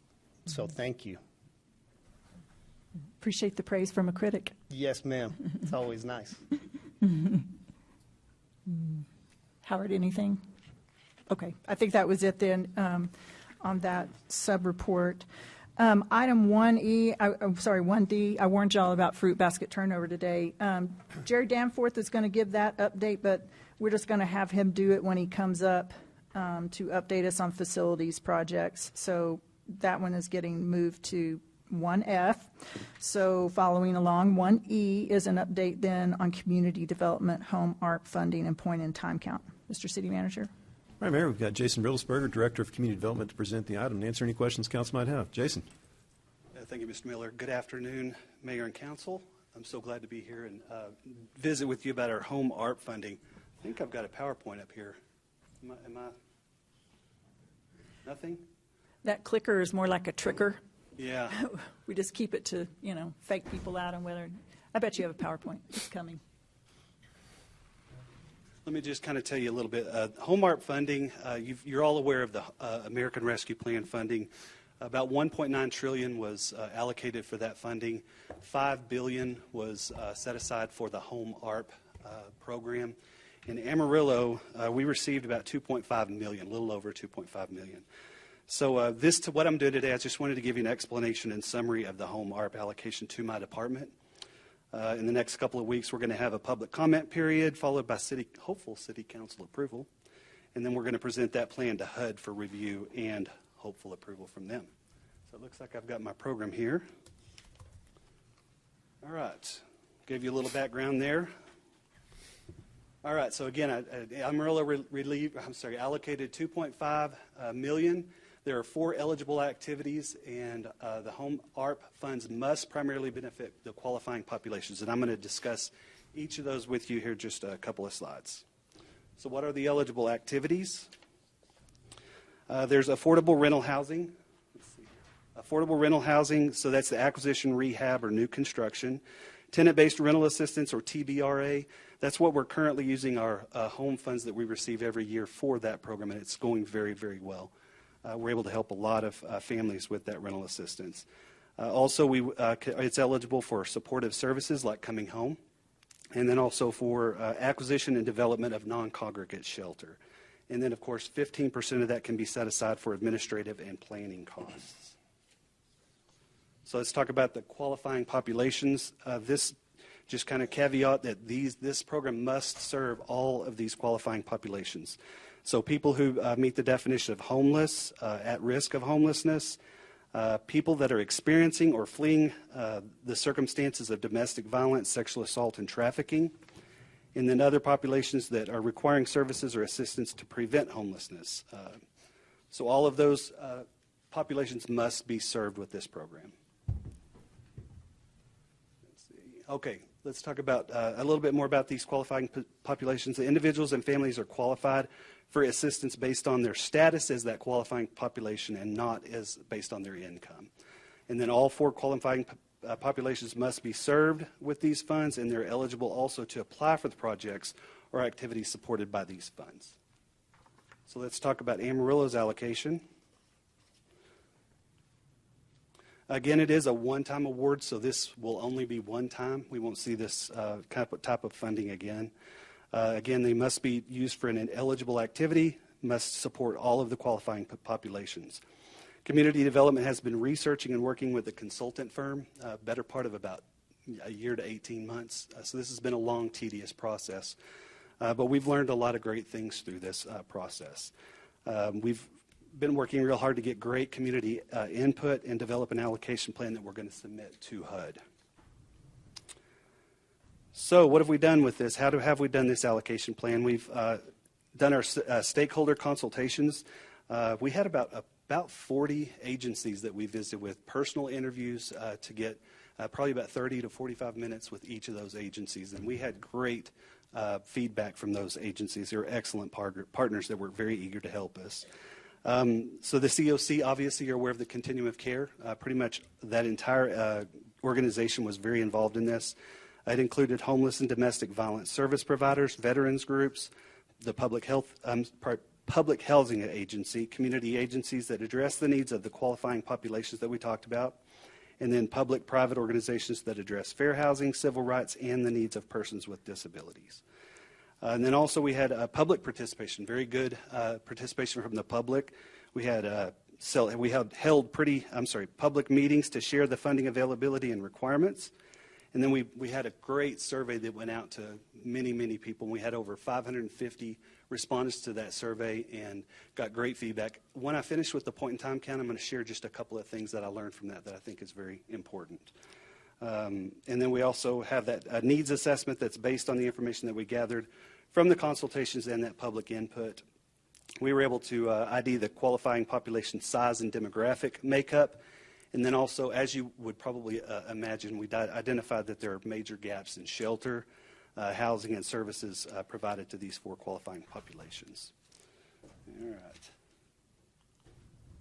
All right, so in summary, through this process, we've identified the best plan is to allocate 85% to the Coming Home program to provide support and enhance their homeless outreach and supportive services to all of the qualifying populations. That program has been doing very outstanding with the funds that they've got, and it is a great part of the cycle of what Amarillo has set forth to do for our homeless population. So that's going to be about $2,176,714 set aside for that program, and 15% for the program admin and planning to the tune of $384,126. I love this. I'm sorry if I didn't share that with you. I love this. It's really small. I apologize. It's hard to read that. But basically what this cycle is talking about is that we have developed and implemented a very robust plan to address homelessness and housing instability. The plan of approach includes various activities and funding sources that will help provide comprehensive momentum in the community to create more stable housing options. I'll share just a little bit on here. Obviously, one of those is that home ARP funding. Transformation Park, I think y'all may have heard me talk about that before. And the great thing that we'll be able to do is to utilize that to get folks that we've got in the streets back into some kind of shelter. And then we're going to move that to some of our programs, the home ARP, tenant-based rental assistance, housing choice voucher programs. We're actually using some of the funds we have to get them into permanent housing, which is our ultimate hope is to get them into an actual home, not a shelter. We're going to continue using the continuum of care and our partnerships with other agencies in order to fill this thing out. All right. Any questions on that? I know I went through that pretty fast. It's a great program, and we're going to be able to use, like you see, a great number of funds out there to help our community with homeless program. Jason, the only question I had was this $2.5 million.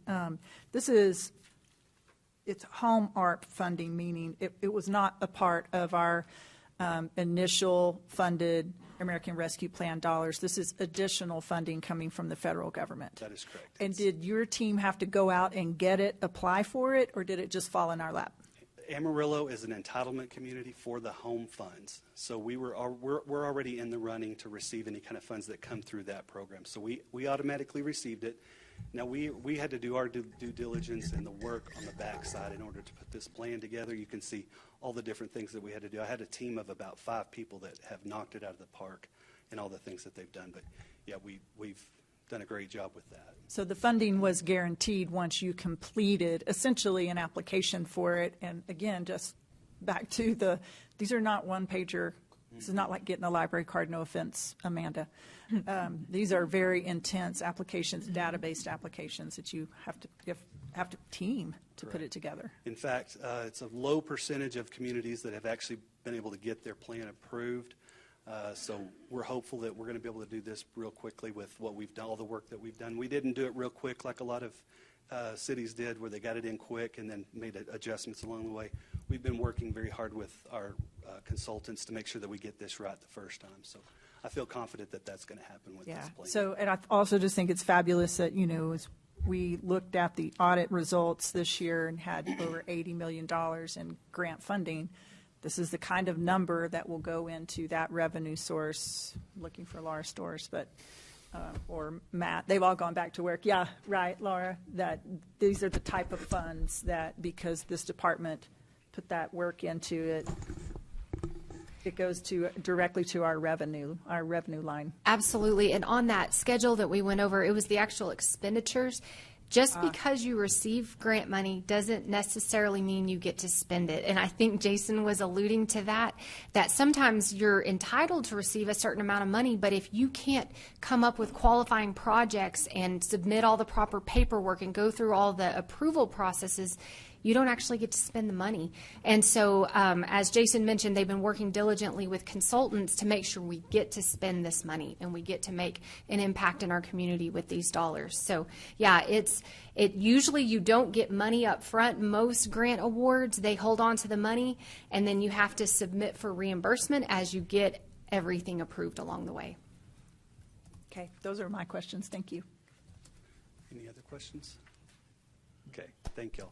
So let me move on to the point in time count. Hopefully we've got that one. John's pulling it up for you right now. Oh, cool. Thank you. This is where you're supposed to deliver your joke. Oh, I've got a good one. Okay. So, okay. No. Seriously, we're waiting on your presentation. What do you call two guys that are hanging from a window? Kurt and Rod. Oh, that's so dad. Yeah, that is a dad joke. You all may know that I provide a dad joke every day for my staff. Your daughter just rolled over. That's good, old Kurt and Rod. See, that took all the pressure off of John. He didn't feel any pressure. Right. It's a really good PowerPoint, too. You're going to really enjoy this. At least it's got good information.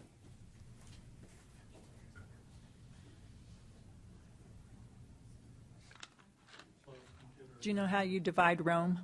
How do you divide Rome? With a pair of Caesars. Oh, nice. I'm using that tomorrow. Just trying to help John out over here. A little bit of intellectual joke there. Oh, here we go. Here we go. I think we've got it up now. Good job, John. All right, so let's talk about the winter 2023 point in time count. We just did this in January this year, so this is really fresh information. I would like to say that it's good information, but unfortunately it's not. But I'm going to share this with you to let you kind of know where we're at today. So again, I'd like to explain what the point in time count is. It's a 24-hour snapshot of the number of sheltered and unsheltered homeless in our city. So we want to get that snapshot to see where we're at. It's ever changing. We watch our homeless management information system, and believe me, it's changing every single day. So again, this is just a snapshot. So how's the data used? It's quality data collection of the people experiencing homelessness in our city. And we talked earlier about how important data is. If we don't know what we're dealing with, we can't address it. So data is so incredibly important.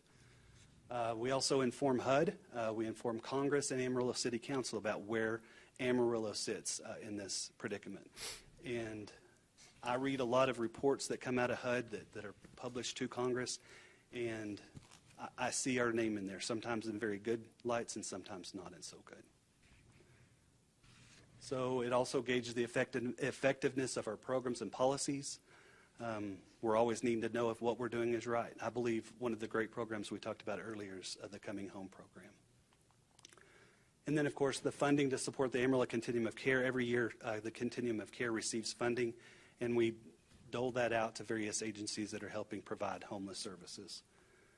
To do the 2023 point in time count, we use the Homeless Management Information System that collects all of the data on our individuals experiencing homelessness. It helps us to be able to clean up the data that we actually get from the Counting Us mobile app. So all of our volunteers go out with their phone with an app, and they can follow the directions to ask all of the different questions to get the data that we're trying to get out of the survey. And so you can see this map here. It's, again, difficult to see the numbers on there, but each of those plot points if they're not red, so the green, yellow, orange, blue, the different colors there, all of those have a number on them. So it could be 300, 200, 116. It could be different numbers that show all the different people that were counted in those areas. It's specifically plotted to a different area. I think one of the things to notice is it's not all in one area. Mm-hmm. It's all over the entire city. Oh, I think I went too fast. There we go. All right, so what were the totals? Total is 692. That includes both the sheltered and unsheltered count. Sheltered did go up about 100, so now we've got about 271 in our sheltered, and then we've got 421 unsheltered. That's the number that's always troubling to me, and the reason why we're doing so much work with Coming Home and with the creation of Transformation Park is that we've got to really tackle that number. We're up about 80 numbers from there, so it's quite a bit. As total, we're already about 100. Let's see. 153 total increase from last year. So we're heading in the wrong direction. Last year's January count or last year's summer count? January. Okay. So one thing that was very concerning again to me is that we had, let me wait till I go to the next slide, but let's look at the sheltered count here. I think that it's important to notice that our shelters that are here, these are our congregate shelters, places that have people in the same type of locations. They're not in individual rooms. But we've got quite a few of our shelters that are doing a really good job.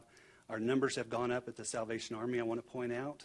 So we need everybody to pitch in order to help a number as big as what we've got here.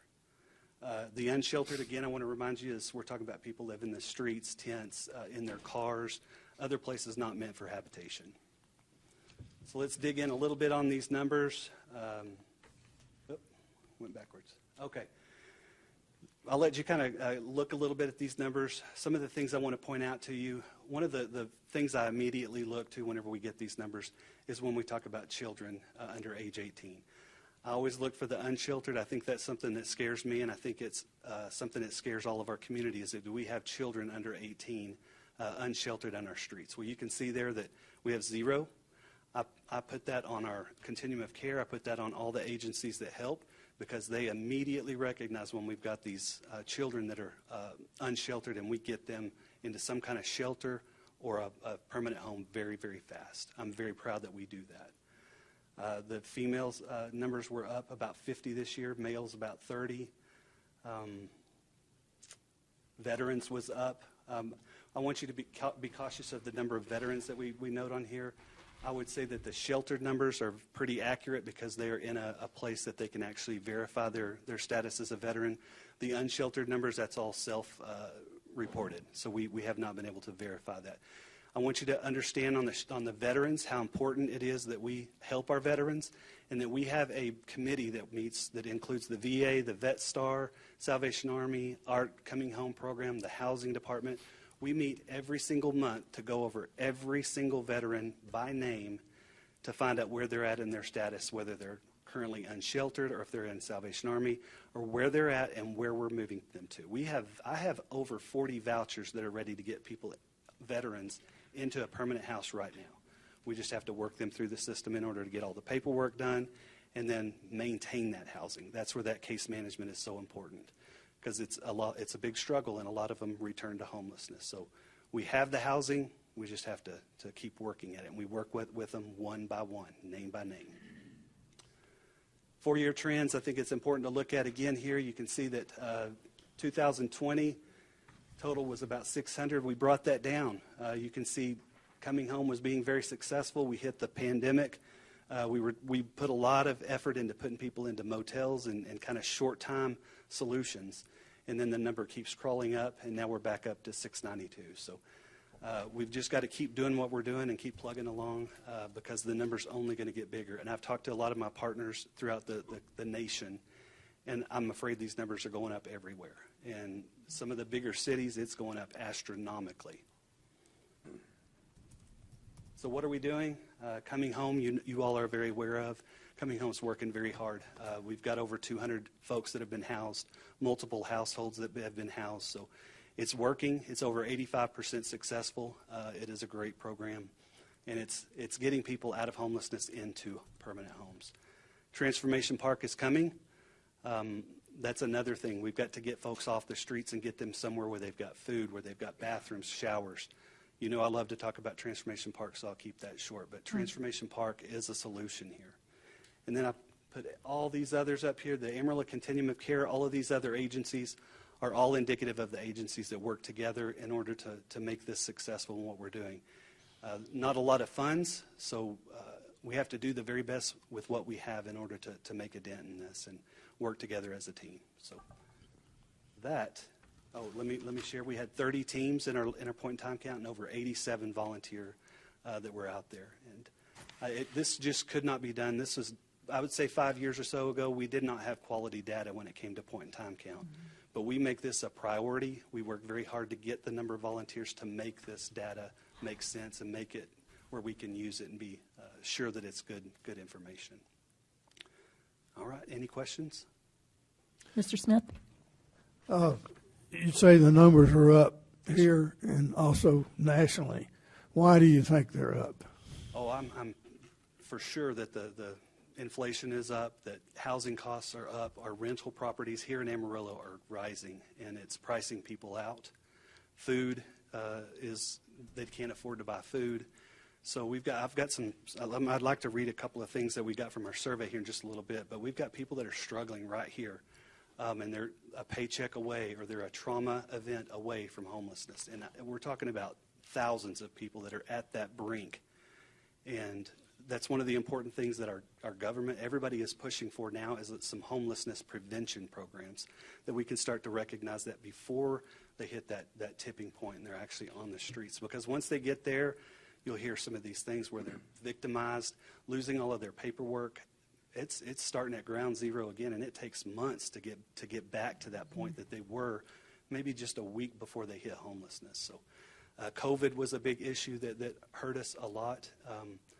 It's just been a big problem, a lot of different factors. Thank you. Got another question. When we get Transformation Park open and people are staying there, are they counted as sheltered or unsheltered? That will be a little bit different on both parts because our drop-in space will most likely be considered a sheltered part in addition to our cabin community. The day shelter will still be mostly for people that are coming in, also sharing from the outdoor shelter. So for the most part, it will be considered sheltered. We're going to have to work with our HUD reps to see if they have any special caveats for that safe space area, because it can go either way whenever they decide how we want to call that, sheltered or unsheltered. Okay. My personal opinion is it's sheltered. It's much better than a car or on the streets in a tent. Thank you. Yes, sir. Any questions, Mayor Pro Tem? Mr. Stanley? Jason, I had a couple of questions about, I hear people say, hey, the more, like when I look at this, which I love this. Thank you for putting all the logos. This is a ton of work to get these logos and put them on a one-pager, but it's very informative, just the volume of services that we have and the different levels of partnerships that we have across the community. But I hear people say all of the time, hey, we're doing so much to help homeless people, we're actually attractive to homeless people. And I just want to give you a chance to give a response to that question, that the more we help, the more homeless people we'll have. I hear people with that opinion. Sure. And I think one of the confusing parts about that is people think that people are moving here and they're staying here. In reality, it's very transient. We have a core of people that are from Amarillo, that are from the Panhandle. I would say that Amarillo is the central part of services for the entire Panhandle. So people from Hereford and Plainview, they come here because this is the only place for services. This is the only place they can survive. So yes, we do get an influx from there, but we see a lot of people traveling from East Coast to West Coast, South, North. They're traveling all the time. And so it's not uncommon that we'll see folks stop in Amarillo. It's right there at the split with our highways. So yes, we do see that. No, do I believe that they're coming here specifically for Amarillo? There are some other cities that have a lot better weather in the cold temperatures and the heat that is much more attractive. If take a trip out to Los Angeles, I've done it a few times to see and to speak with other service agencies there. That's where they're going because it's warm and it's temperate most of the time. Oregon, same thing. So no, they're not really coming here for our services. Yes, we do have good services, and I think that it's getting better that we can serve the people that we have here. But we're going to be working that into the programs from Transformation Park. We don't want, someone that just came here, yesterday from Phoenix, that they're going to bump up on the list from someone that's from Amarillo, and we've been trying to get them into housing for 10 years. We're going to have a system worked out that we're taking care of the folks here first. And you've mentioned HMIS several times, and the 2017 council members were part of watching you guys adopt that in the community development department, but also many of these partners. In order for your numbers to be accurate, these partners had to start using HMIS too. And so just kudos to continuing to train people, and there have been some change. Is not always easy. So if there's a partner out there listening, I want to say thank you to those partners, because it did make your job harder while you were figuring out how to do that software. But in the long run, I think is good, because it gives us this data that we can use for more grants and just for tracking purposes. So thank you for that. And then the shelter capacity, as we're looking at the numbers, Jason, the point in time numbers, and we're looking at 271 people in shelter. Do you know off the top of your head our total capacity in shelters? I don't know the exact number, but I would say it's probably about 150 higher than that. Okay. So we have places to put folks. It's now we're dealing with a lot of those barriers we've talked about that we're trying to address with Transformation Park. I can't bring my pet. I can't bring, I can't deal with my mental health in this facility. I have PTSD. I can't be inside of a dorm room. Mental health is a big issue. So we still have those kinds of barriers to figure out for Transformation Park, so that we can hopefully get everybody into some kind of shelter. Yeah, thank you. Okay, and then you've said this a couple of times, and I didn't have my pen ready. Will you compare this latest point in time count to where we were a year ago, pretty please? Let me pull that back up here for you real quick. Maybe not. That's okay. So it's last year we had 360. Let's see. Gosh, I had to do it off the top of my head. There it is. All right. Let me go back here. Last year we had 368 unsheltered, 539 total, and now we're up to 692. Okay, great. Thank you. Appreciate that. Yes, ma'am. Those are all my questions. Anybody else? So is Amarillo College a partner as well? Absolutely. We have a great partnership with Amarillo College. They have top of the list service with our housing agency, so that whenever they have a student that's homeless, they can get in touch with us, and we have vouchers that are set aside for those students to get them into housing really quick. So it's been a really good program. The school districts are also big partners. Correct. I may have just overlooked their logo on the page. I was just right. Scanning it, so.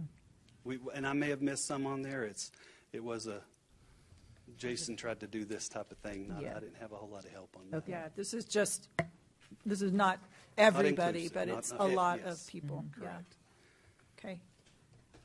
Thank you, Jason. We really, really appreciate the work that you and the teams you lead do. It is a lot of work, but it's about caring for the people who need the most help. So thank you. That. Could I share one last thing with you before I leave? Absolutely. Sorry, Jared, I'm trying to go hurry. So I know that we all look at these numbers, and it's statistics, and it's things like that we look at a number and we're like, oh, it's up and it's down. I think one of the things we have to be careful of is to remember these aren't just numbers, these are people. Agreed. And I want to share a couple of survey examples that came from our survey. Number one, it says, I am currently homeless, and it has become one of the hardest obstacles to overcome, because since this has happened, I seem to be losing everything along with it. Like a domino effect, it is a very dangerous place to be homeless, especially to be a female out on the streets. Another one says, I am living on the streets. I was robbed, so they took every important paper I had to identify myself. I'm struggling with a job because I have no ID.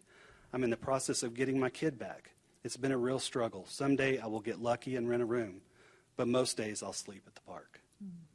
So those are the things that I read, and I know that we're doing good stuff, and that we as a community recognize that these are people. And so I appreciate all you do. I appreciate our community for what we're all doing. Agreed. Thank you, Jason. Thank you. Okay, Council, we really only have, let's see, 3 more things if you count the consent agenda. Do we need a break, though? Do we need a bathroom break? Yes? Okay. Let's take a 5-minute break, and then we'll come back and finish out the agenda. I know. Everybody's dancing over on this side. All good.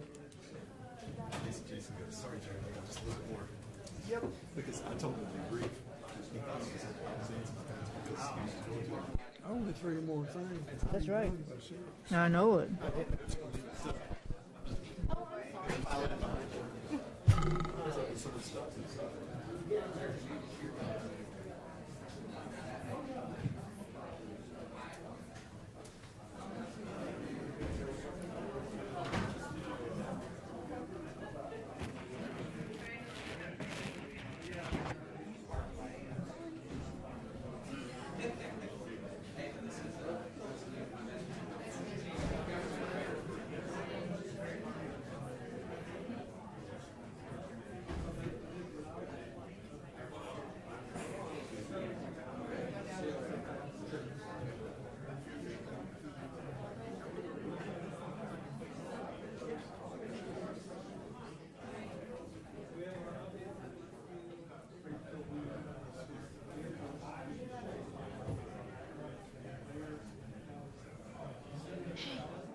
How are you? Yeah.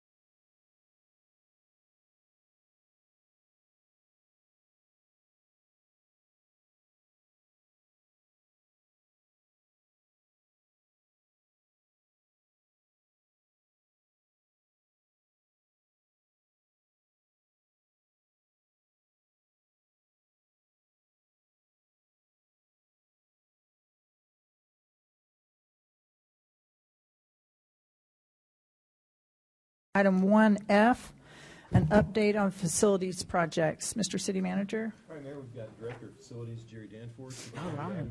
He's going to go through all the facilities projects and the park lighting, the field lighting project. Jerry. Mayor, Council. I'm sorry, my microphone was not on. This is Jerry Danforth, Director of Facilities, and he's going to go through the item and the athletic field lighting update. Very good. Mayor, Council, look forward to sharing this with you. Jared wanted to update you on what all we had completed, what we recently completed, what we have in the works, and what we have in the near future. So we'll go through these. If you have any questions on the projects, stop me at any time. I'd be happy to give you any details on any of it. All right. So here we are for facilities projects. These are recently completed projects that we've done. These are we did the large chiller system at Central Library. When we did that chiller system, we also found problems with the roof while we was up there.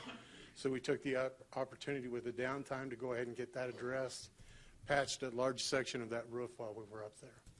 We did the HVA systems at the East Branch Library as well.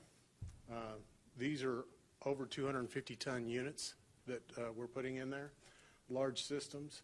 While we was working on that, we also found some problems with the electrical system while we were there. The transformer pad and the transformer were actually sinking and pulling away from the building, so we addressed those while we were there in the process with the library shut down. Pavilion project, phase 1 is complete. We're moving forward with phase 2 that was in front of you last week, and we'll go over that here in a little bit. The cooling tower at the Civic Center has now been set in place and replaced. That was a cooling tower that was 35 years old. The average life expectancy of cooling tower is between 18 and 20 years, so we definitely got our life out of that system.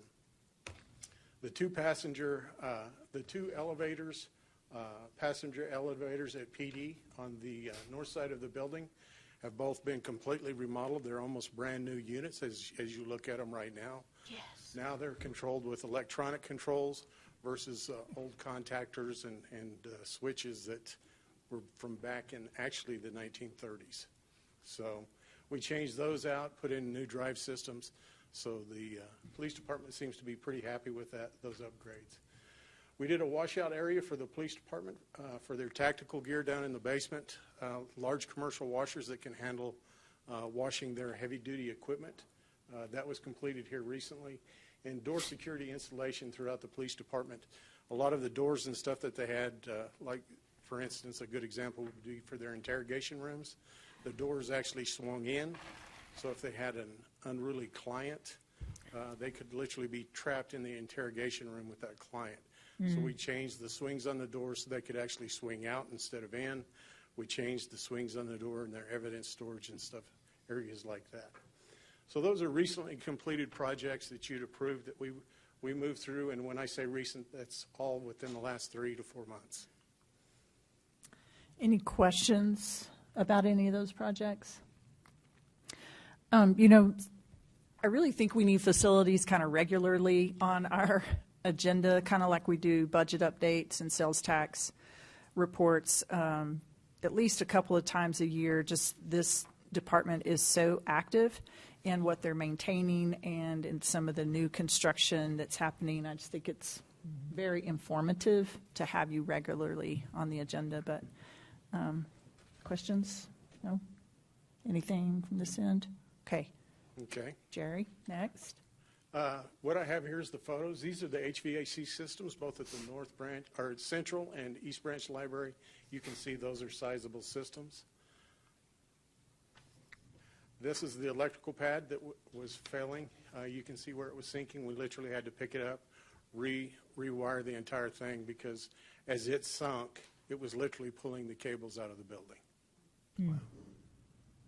There's the pavilion project you see off on your left is phase 1. That's the completed. Phase 2 is the downtown streetscape with the archways, LED lighting, concrete slabs.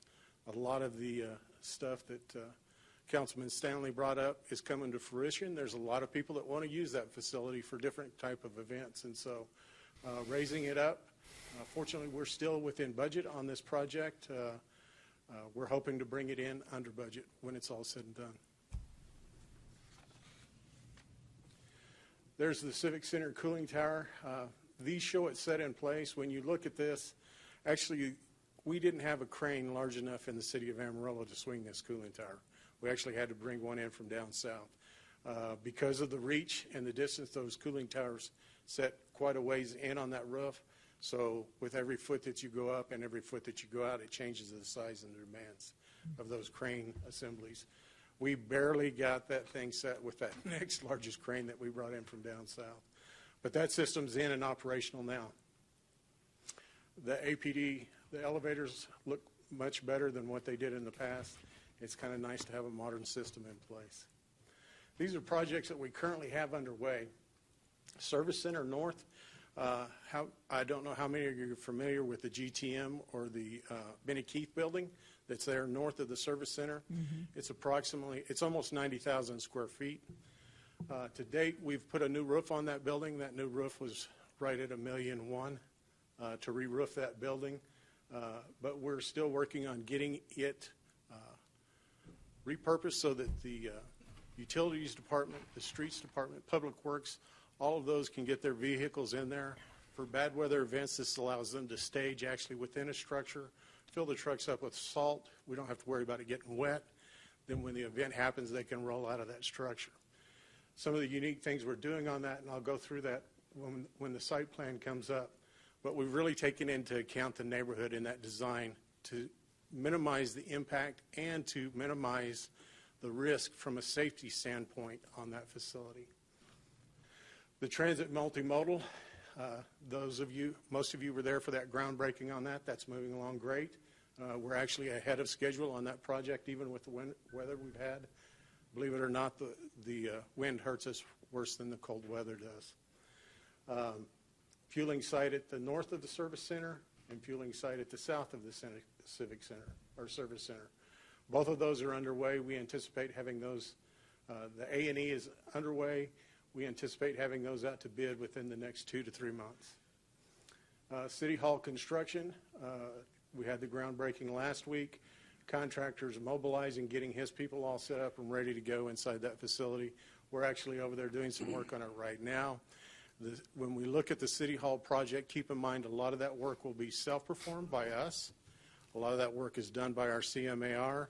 Everything we can do to control pricing on that job we're doing. Utility relocates for City Hall and future locations.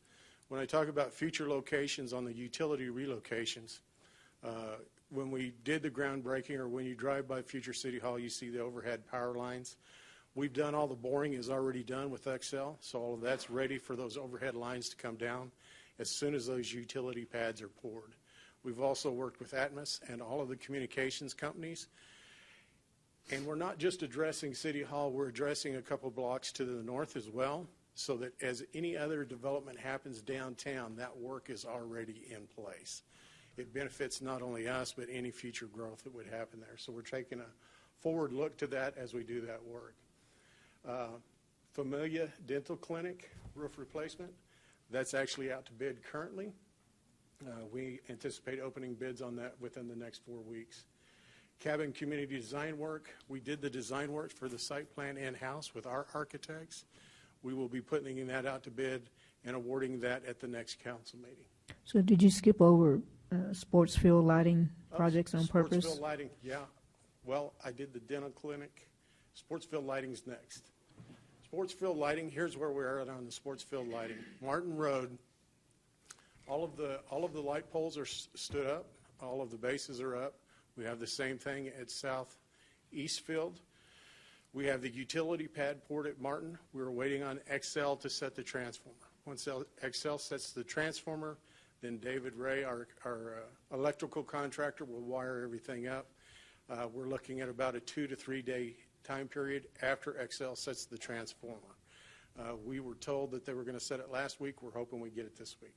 Once that's set, we will try to coordinate with you guys to see what the new lighting looks like on that complex. It will be very impressive what we have there.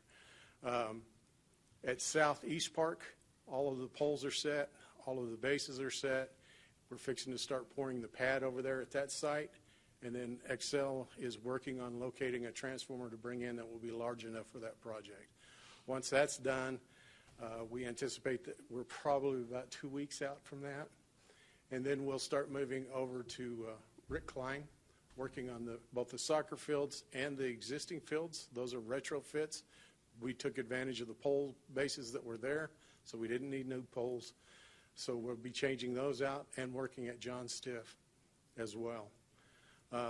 Councilman Smith, you asked a question at the last council meeting, what was the wind rating on those poles? The wind rating on those poles is 120 miles an hour. They're the same poles that we have here at the baseball field downtown. Thanks. Now, that's the poles.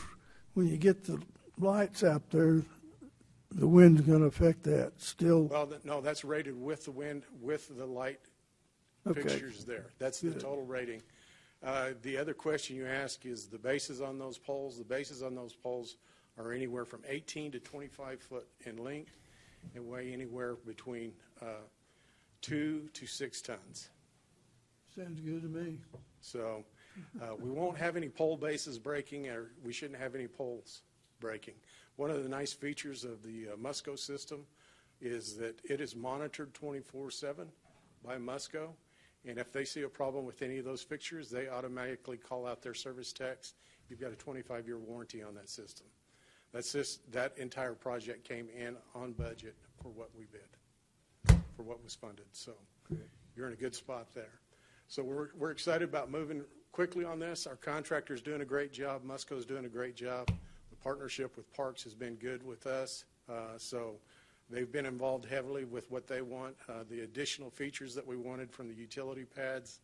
One of the features that the public might take interest in is off of each utility pad we put 4 50-amp pedestals so food trucks can park there outside the baseball fields and plug in instead of sitting there having to run generators, and it gives an additional revenue source to the Parks Department to be able to rent those electrical pedestals.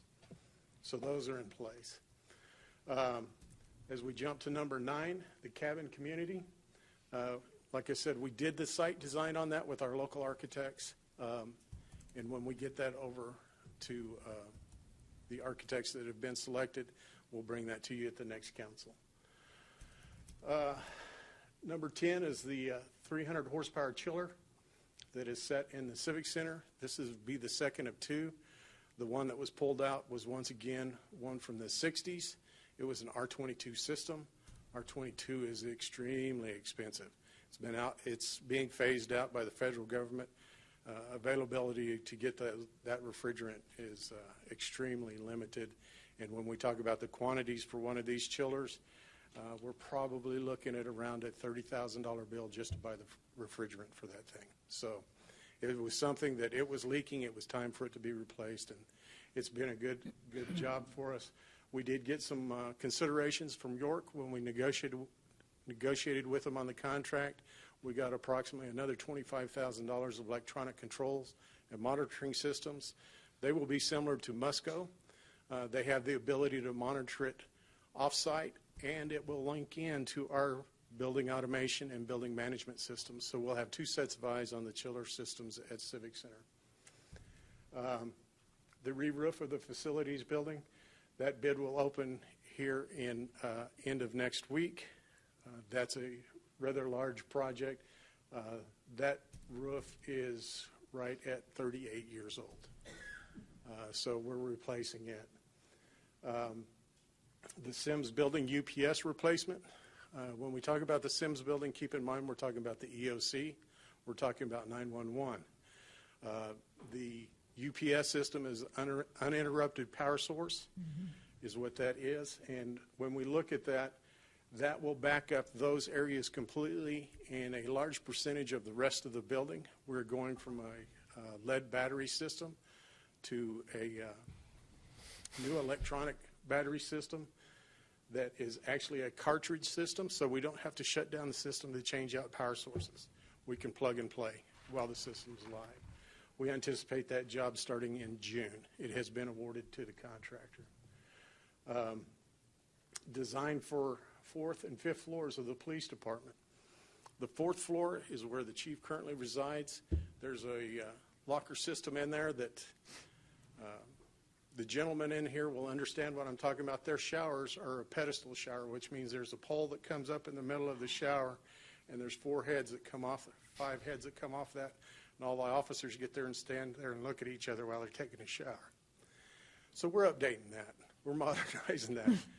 The ladies' locker room is not much better than that. So we're updating that entire floor, updating the training area that's currently on the 4th floor. We'll move to the 5th floor, and then the command center inside the training center will be on the 5th floor as well. So there's some major upgrades there. I can't really go into a lot of details on that just because we don't want to make some of that public. But we're moving ahead on that. All we're waiting on, the architectural design is complete. All we're waiting on right now is actually the MEP, which is the mechanical and electrical and plumbing engineers sealed documents on that. Once we have that, then we'll put that out to bid. I anticipate that going out to bid within the next 2 to 3 months. Concrete approach for Fire Station 6, and you'll see a photo of this and you'll understand without much explanation on that. New carpeting for the Bivens building, the photo will show you what that is. When we talk about new carpeting for the Bivens building, though, one thing I do want you to be cognizant of, because of the historical value of that property, we can't just go in there with any carpet. We have a specialty carpet that we have to do that meets what that carpet was that we're taking out. But we anticipate that work to start here within the next 3 to 4 weeks. Additional work in secure areas that I can't talk about publicly, but it's for several of our departments that have that. We have those jobs currently going right now. We're talking Hodgetown. You approved last week for the architectural work to begin on that. That is getting started. We'll start after baseball season the modifications to the structure to meet Major League Baseball standards, and that will start most likely the end of September, 1st of October. LGC parking garage, thank you, Mr. Stanley. We've got some more work to do there, but I think it's beneficial work, developing a soft white space to make the retail space a lot more usable and easily identifiable for somebody to come in there and look at it and market it that way. So we're looking at going ahead and getting some plans put together for that that I think will be very helpful, and then we'll bring it back to the LGC for approval. The Globe News Center flood remediation is ongoing right now. We have guys over there doing drywall as we speak. The restrooms were the first target that we're hitting, and we're moving quickly on those. The Service Center North, basically what you're looking at is the building in the big whiteout space, but we have to develop the parking and all of the approaches for that building. And then the one thing that we did in designing this, we tried to mitigate the amount of traffic that we took back through the neighborhood. So when you exit that building with your truck traffic, you will exit onto the frontage road there at I-40. So you will no longer be forced into the neighborhood to get out of that building. Here's the transit multimodal facility. Like I said, that project's on schedule right now. As a matter of fact, today, the fence that you see there next to the bridge is actually being set. All the posts are being set for that today. Most of the underground work is complete, and we should start pouring slabs the end of this week, first of next week. That is awesome. The fueling sites, this would be at the Garfield location. You can see where we're coming in out of that Service Center North.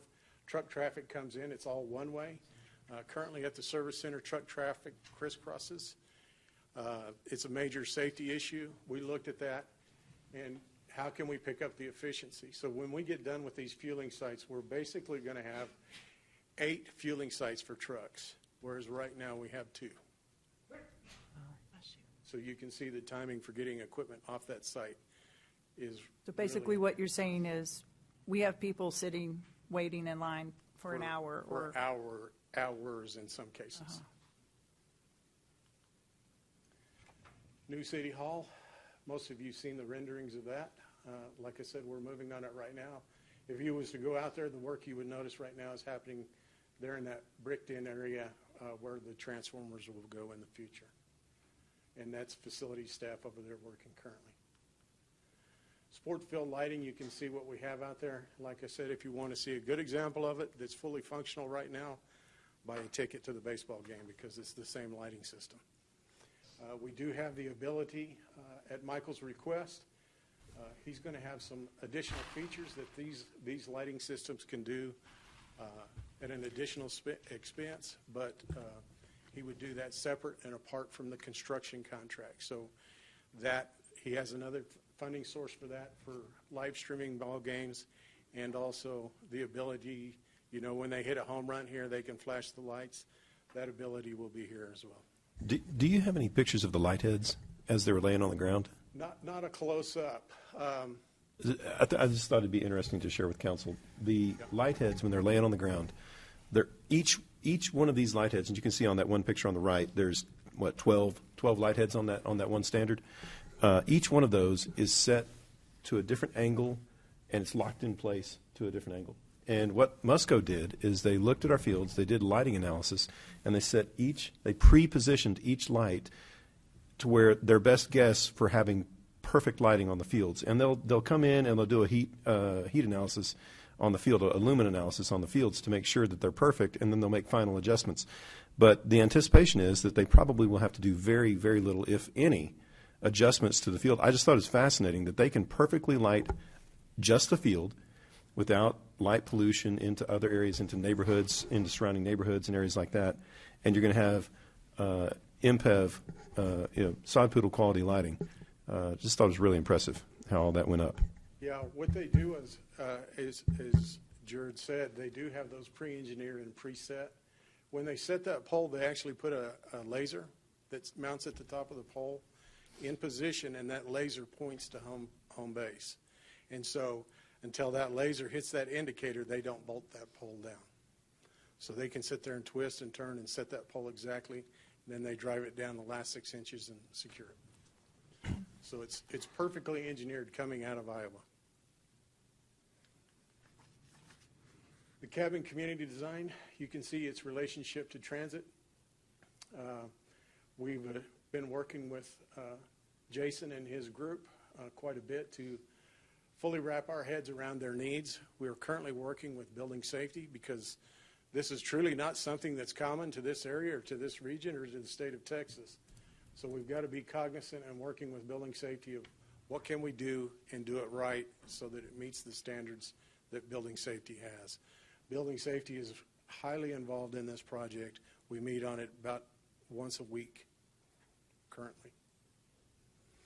All of the traffic for this, no drainage off of that site will come from off to 6th Street. Everything drains to 5th Street and Parker, so storm drainage all goes that way. And then solid waste only comes out on 6th Street with 2 roll-off dumpsters.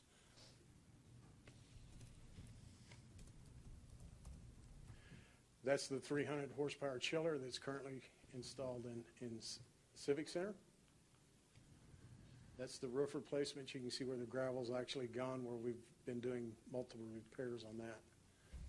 That's the UPS system. So when you look at those cabinets, the 2 taller cabinets are electronic cabinets. All of the smaller cabinets that you look at are full of what would be basically a diesel truck batteries is what they are. So when we do the demo on it, it will take a while to carry all that weight out of that building. But replacement parts for this are now non-existent. They're no longer dealt with by the manufacturer. So if we had any kind of failure, we could be in a world of hurt. So that's why it's critical that we get this up and running as quickly as we can. 4th floor PD, you can see the locker rooms changed dramatically. We're actually overbuilding it to where he's got 20% growth potential in both the male and female locker rooms going forward. So we've addressed all of that. A lot of the training areas that were on the 4th floor are being relocated to the 5th floor with new digital training equipment. There's the 5th floor remodel. You can see everything to the right of the stairwells is all the new training facility. I told you to be self-explanatory on Fire Station 6, why we need to replace the concrete. They're actually out there with bolt cutters cutting the rebar that's popping out of the concrete. Bivens carpet, once again, I said it would be kind of self-explanatory, and it is. You can see on the steps, and on the big areas where the carpet, it's been stretched. Since I've been here, we've restretched that carpet at least 6 times. I'm afraid to restretch it now because I think it'll pull apart on us. Hodgetown, we talked about the requirements. Now the expansion that we will have, that will happen on it'll be on the southeast side, and it will look exactly like what we currently have right now. The retail space, this is where we're talking about when somebody walks into that retail space, all they see is the dirt floor and the wide open ceilings. The thought is a lot of people that don't understand how construction works are sometimes overwhelmed when they walk into this thinking, I don't know how to build this out. So building out a small space, as an example, will work for them. I debated on whether to show you this, but I think we need to see it. This is what we were dealing with on Christmas Eve.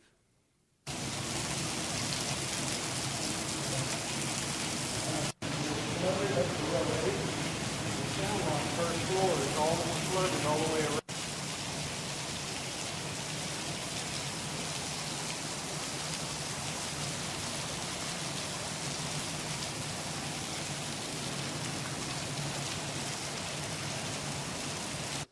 In place, water breaks in place, so the very expensive part of the Globe News Center did not get damaged.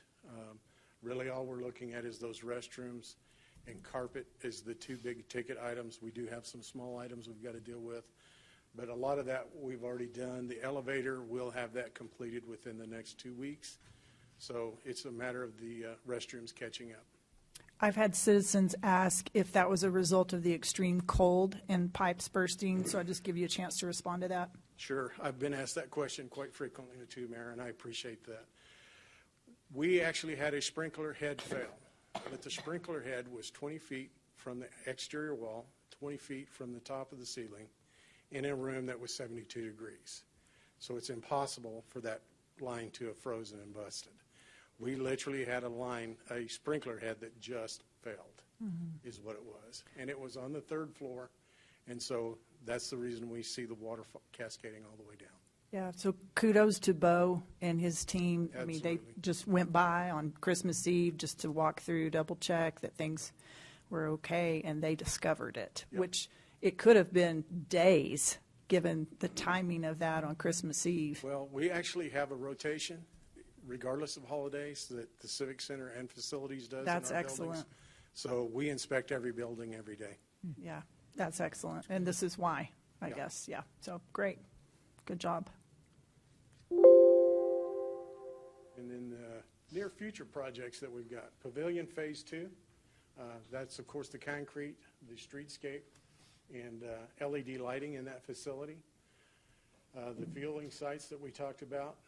Exterior construction of the Service Center North, cabin community, remodel of 4th and 5th floor, Fire Station 14, design and construction. That's funded, so we're working on the real estate deal. And as soon as we've got that pinned down, we'll start working with our architects and the fire department. This next one, the fire department would like it to be a little bit different. Every time we build something, we learn something, and the fire department has learned some things, so we'll incorporate that in the design. So you'll be looking at a little bit different looking fire station at that point. Design and construction of courts parking over at Municipal Courts. I don't know how many of you are aware, but when we do get a heavy rain, every time it rains, we, as the facilities department, carry sandbags over there and throw it in front of the glass storefront because the doors are actually 2 feet below the parking lot. And so when it rains, the water's got no place to go.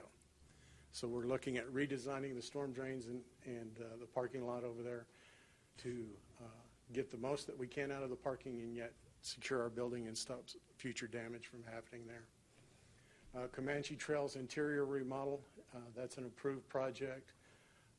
We're working, we've got it listed as the GSRC, but I know that's got a new title now, so we're working with them on their project. As soon as that's done, with our department moving in there, we have a lot of input on that construction, so we're partnering up with them on that. Civic Center lighting project, you remember when you first Most of you, when you first came on, we did the upgraded LED lighting on the south side of the Civic Center.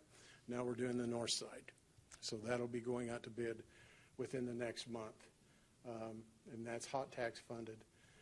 The WIC interior, there's some additional improvements we're looking to do for them, Hodgetown, and then Civic Center restroom remodels.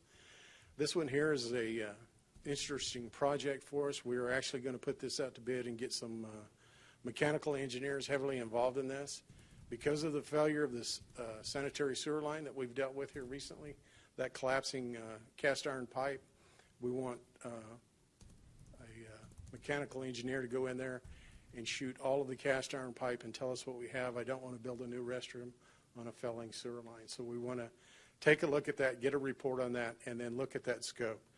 So while we originally were looking at all 4, we might be looking at 2 or 3, depending on what happens on that sewer line and on that cast. We know we had failures interior, but we didn't realize we had it on the exterior to the level that we did. So we will be taking a look and have a full scope view of that before we move forward on it. I'll be happy to answer any questions. Questions for Jerry? All right. Well, Jerry, I don't know how you guys spend your time, but y'all got a lot of plates spinning. Yes, we do. Yes, we do. We appreciate the time that you took to come over and give us an update, because we get questions about this stuff, and it's helpful to us to have, up-to-date information about it. Thank you. Okay. That brings us then to the end of our discussion agenda. Is there anything that you want to request, council, for a future agenda item or a report from the city manager? Okay, let's move on to the consent agenda. Anything there that needs to come off for further discussion or questions? Do we have a motion with regard to the consent agenda? Yes, Mayor, we do. I move to approve the consent agenda as presented. Second. All of those in favor of the motion made by the Mayor Pro Tem, seconded by Councilmember Smith, to approve the items on the consent agenda, those in favor, please say aye. Aye. Anyone opposed? Okay, that passes with the 4-0 vote. And then we have item 3A, which is consideration of ordinance number 8049. Mr. City Manager. All right, Mayor, we have Assistant Police Chief Jimmy Johnson here to present the item and answer any questions council might have. Chief.